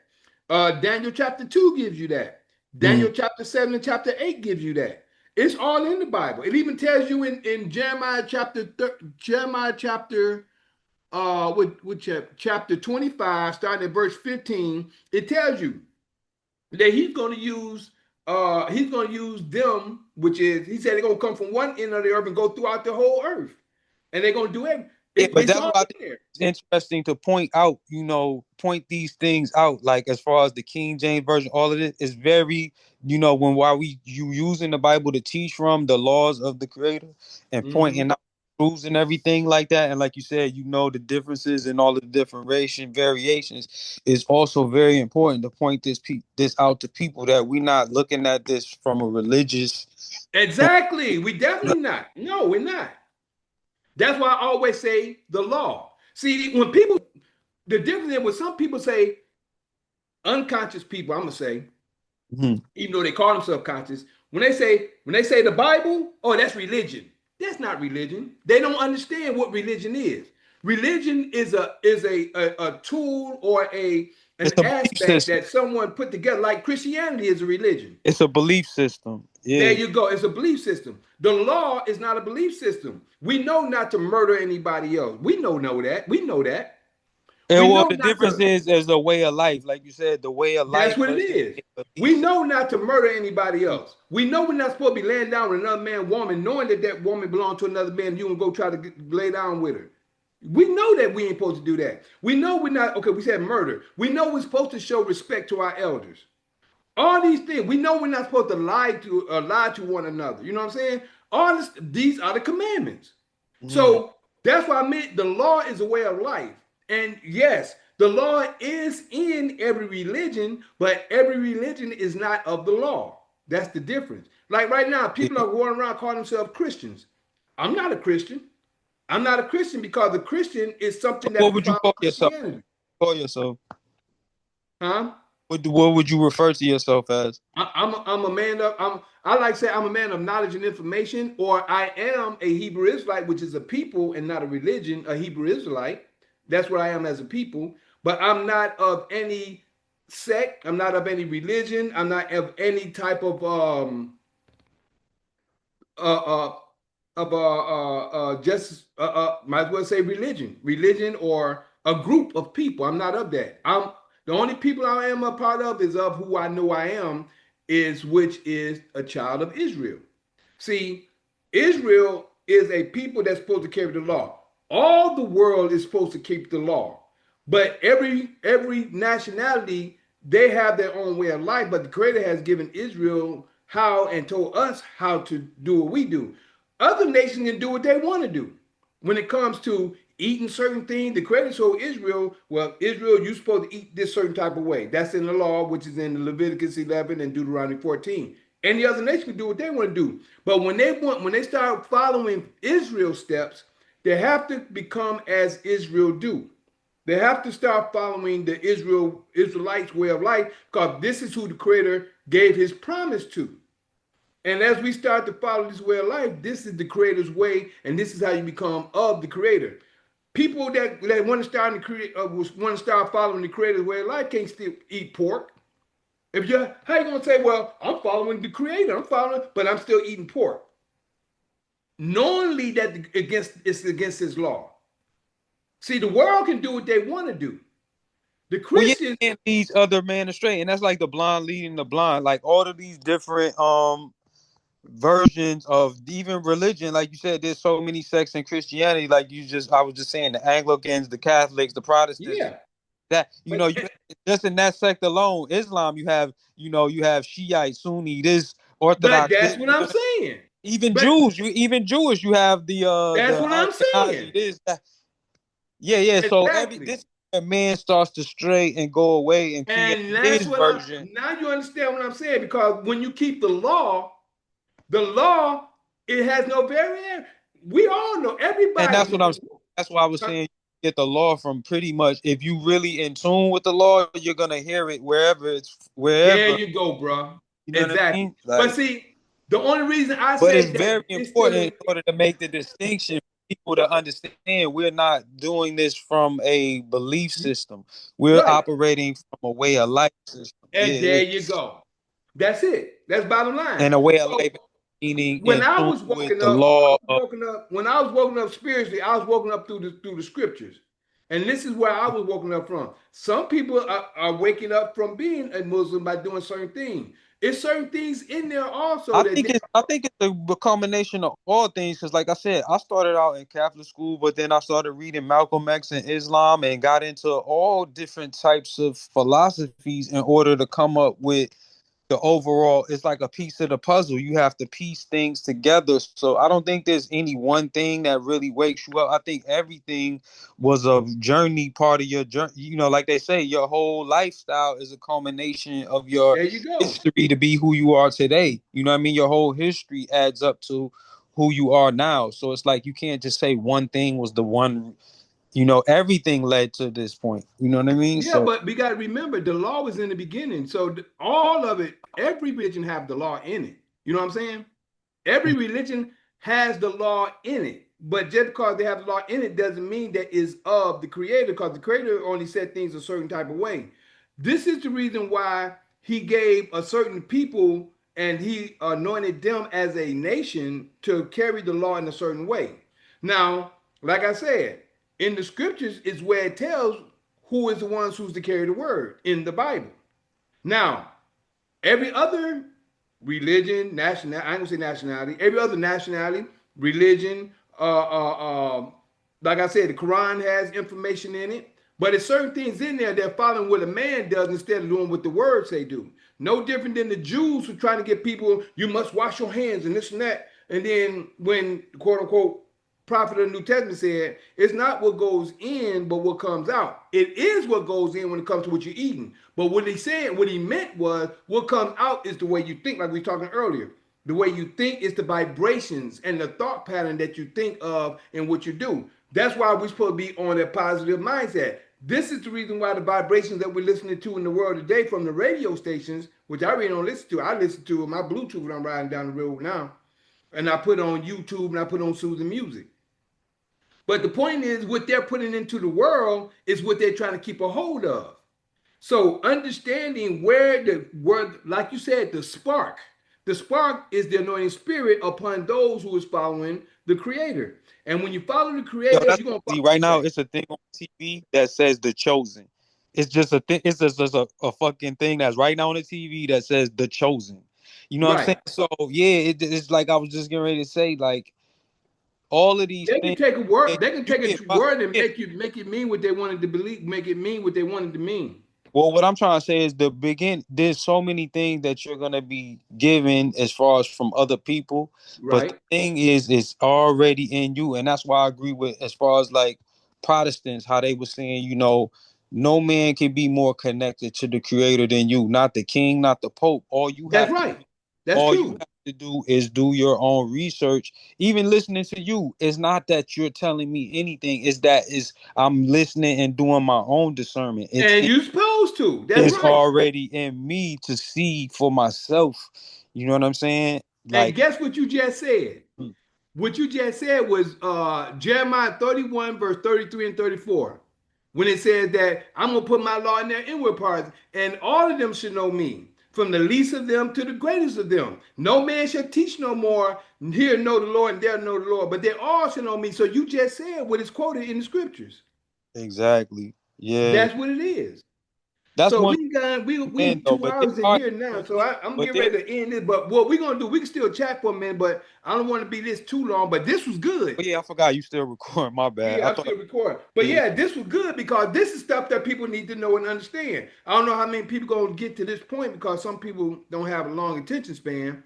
Well, But it's you not ready for for them then. tomorrow? It's not for them then. Like, yeah. And we not obligated to get it to them. Like if they it's on them again for them to take the time and get it for And themselves. there you go. Yeah, so if they not willing to sit in it, then it wasn't in them to. It's you have to show yourself approved. Approve, right? Yeah, you But know what I mean. So and if everything we said to was go through, substantial for everybody to get an understanding behind it because the Creator's law was in the beginning. It wasn't designated to a religion or it wasn't designated to a religion or to a Pacific people until He anointed Israel and gave them the information and the way to go. That's the reason why Israel is awakening today spiritually. And this is the reason why, once we come to understand what was given, how it was given, and where the Father put it in order for us to be given, if the quote unquote, like the people say, well, the Bible, that's false and this and that. If it's so false, the information in there showing us that we're waking up today to who we are wouldn't be there because they would have knew not to put it in there. But it But was what of they the doing is they making an overgeneralization off of somebody who did notice that there are things that have been tampered with and mixed and diluted and changed and stuff like that. So that is true. But then when people just take it and just make a oversimplify it by just trying to say, yo, it's just to just try to say throw the Bible away, like clear. right. There you go. That's wrong, you know what I mean? But yo, let's leave it right here. Like you said, hopefully, willfully, we said enough to spark whoever's watching or those who didn't have any, knowledge of what we was talking about to spark their interest and to spark them to guide themselves further into getting Exactly. closer to the law and the Most And High. you know what? I appreciate the fact that you read what you read about the King James, about the three different points. You said one Protestants, one the King, and one the Pope. I'm glad you did read that in order for this to come out to let them understand that everything that you read was like from the 1600s and maybe from 1600s and going up to where we are today. But beyond that, before that, it was nothing to mention because that was before they came into power, which was in 325 AD when King Constantine shared his information to get certain things. So people don't know this. You see what I'm saying? Yeah, and that's just a small bit of it. We didn't even, like you said, we didn't go back to what do they call them? That come up with the Nephilim and all of the going back to the past the Phoenician. What is that? What are they called? The Yeah, you say Phoenicians, the Nephilim, all these. That's just back into history. We ain't go deep into history about it. like I'm But saying, there were writings that exist before them. Like, you know what I'm saying? Going back to Egypt and all of the, you know what I'm saying? So like there's teachings that these stories are nothing but passed on, like you said, through man in different cultures there you and go. different Yeah, and there you styles. go. You know what I Because you mean? know this Earth is thousands of millions of years old. What they You been. call them? I The don't know if you've been Anunnaki, looking the at. Anunnaki I and don't know all if of you've been these looking different. at Facebook or Instagram. They've been showing a lot of people that's been petrified. Petrified. You can see bodies of giants. When I say bodies, you can see tree stumps that was hit giant tree stump that was going into the heavens. You can see giants of bodies that's made into islands now. Yeah, what's You that? can The see. Anunnaki, like the Anunnakis, Well, actually, like the Anunnaki I think they peoples. were bigger than the they was bigger than the Anunnakis because when I say giants, I'm talking about islands being made. You can see like they like from the heavens. They take a picture. It's a lady laying down, look like a full island. You can see all Wow. kinds of stuff they've been. The Father is making known stuff that we think that this earth is only 6,000, 7,000, whatever. This earth is millions of years old. Real. Trillion. There you go. This earth is so old, but the whole thing We is we can't got to even, like understand. you said, really understand how, like you said, time is really something that don't even exist. Exactly. That's right. But It yeah, don't. we going too deep. This getting too much into more, like, you know what I'm saying? We gonna have to I got cut you, it. bro. Let me go ahead and end. Let me end it with them, and we can actually get. We can still conversate if you want to, but I got to go ahead and get everything up. But I appreciate you. I appreciate love you, bro, and everybody else that coming on that's listening to the information. Hope y'all like the information that we shared today, and don't forget this was of the death of Samuel and the refusal of Nabal. Nabal's refusal. All right. And first thing we're gonna say, since I said all the everything before we got done, I'm gonna say bye first to Instagram. I thank you for your time, your patience, your listening ear, and your seeing eye. Appreciate love you in all ways. Peace. All right. And also, before I forget, Zoom, we're gonna pause you. That way, G1 can still stay on if you want. We're gonna pause you real quick before we go. I hope you enjoyed the information. G1 came out with some nice information that was good at the end of the information, so that we had a chance to conversate on and to expose and let people know and get an understanding about it as well. Hopefully, we see y'all tomorrow night. Appreciate, love you, and always. Peace.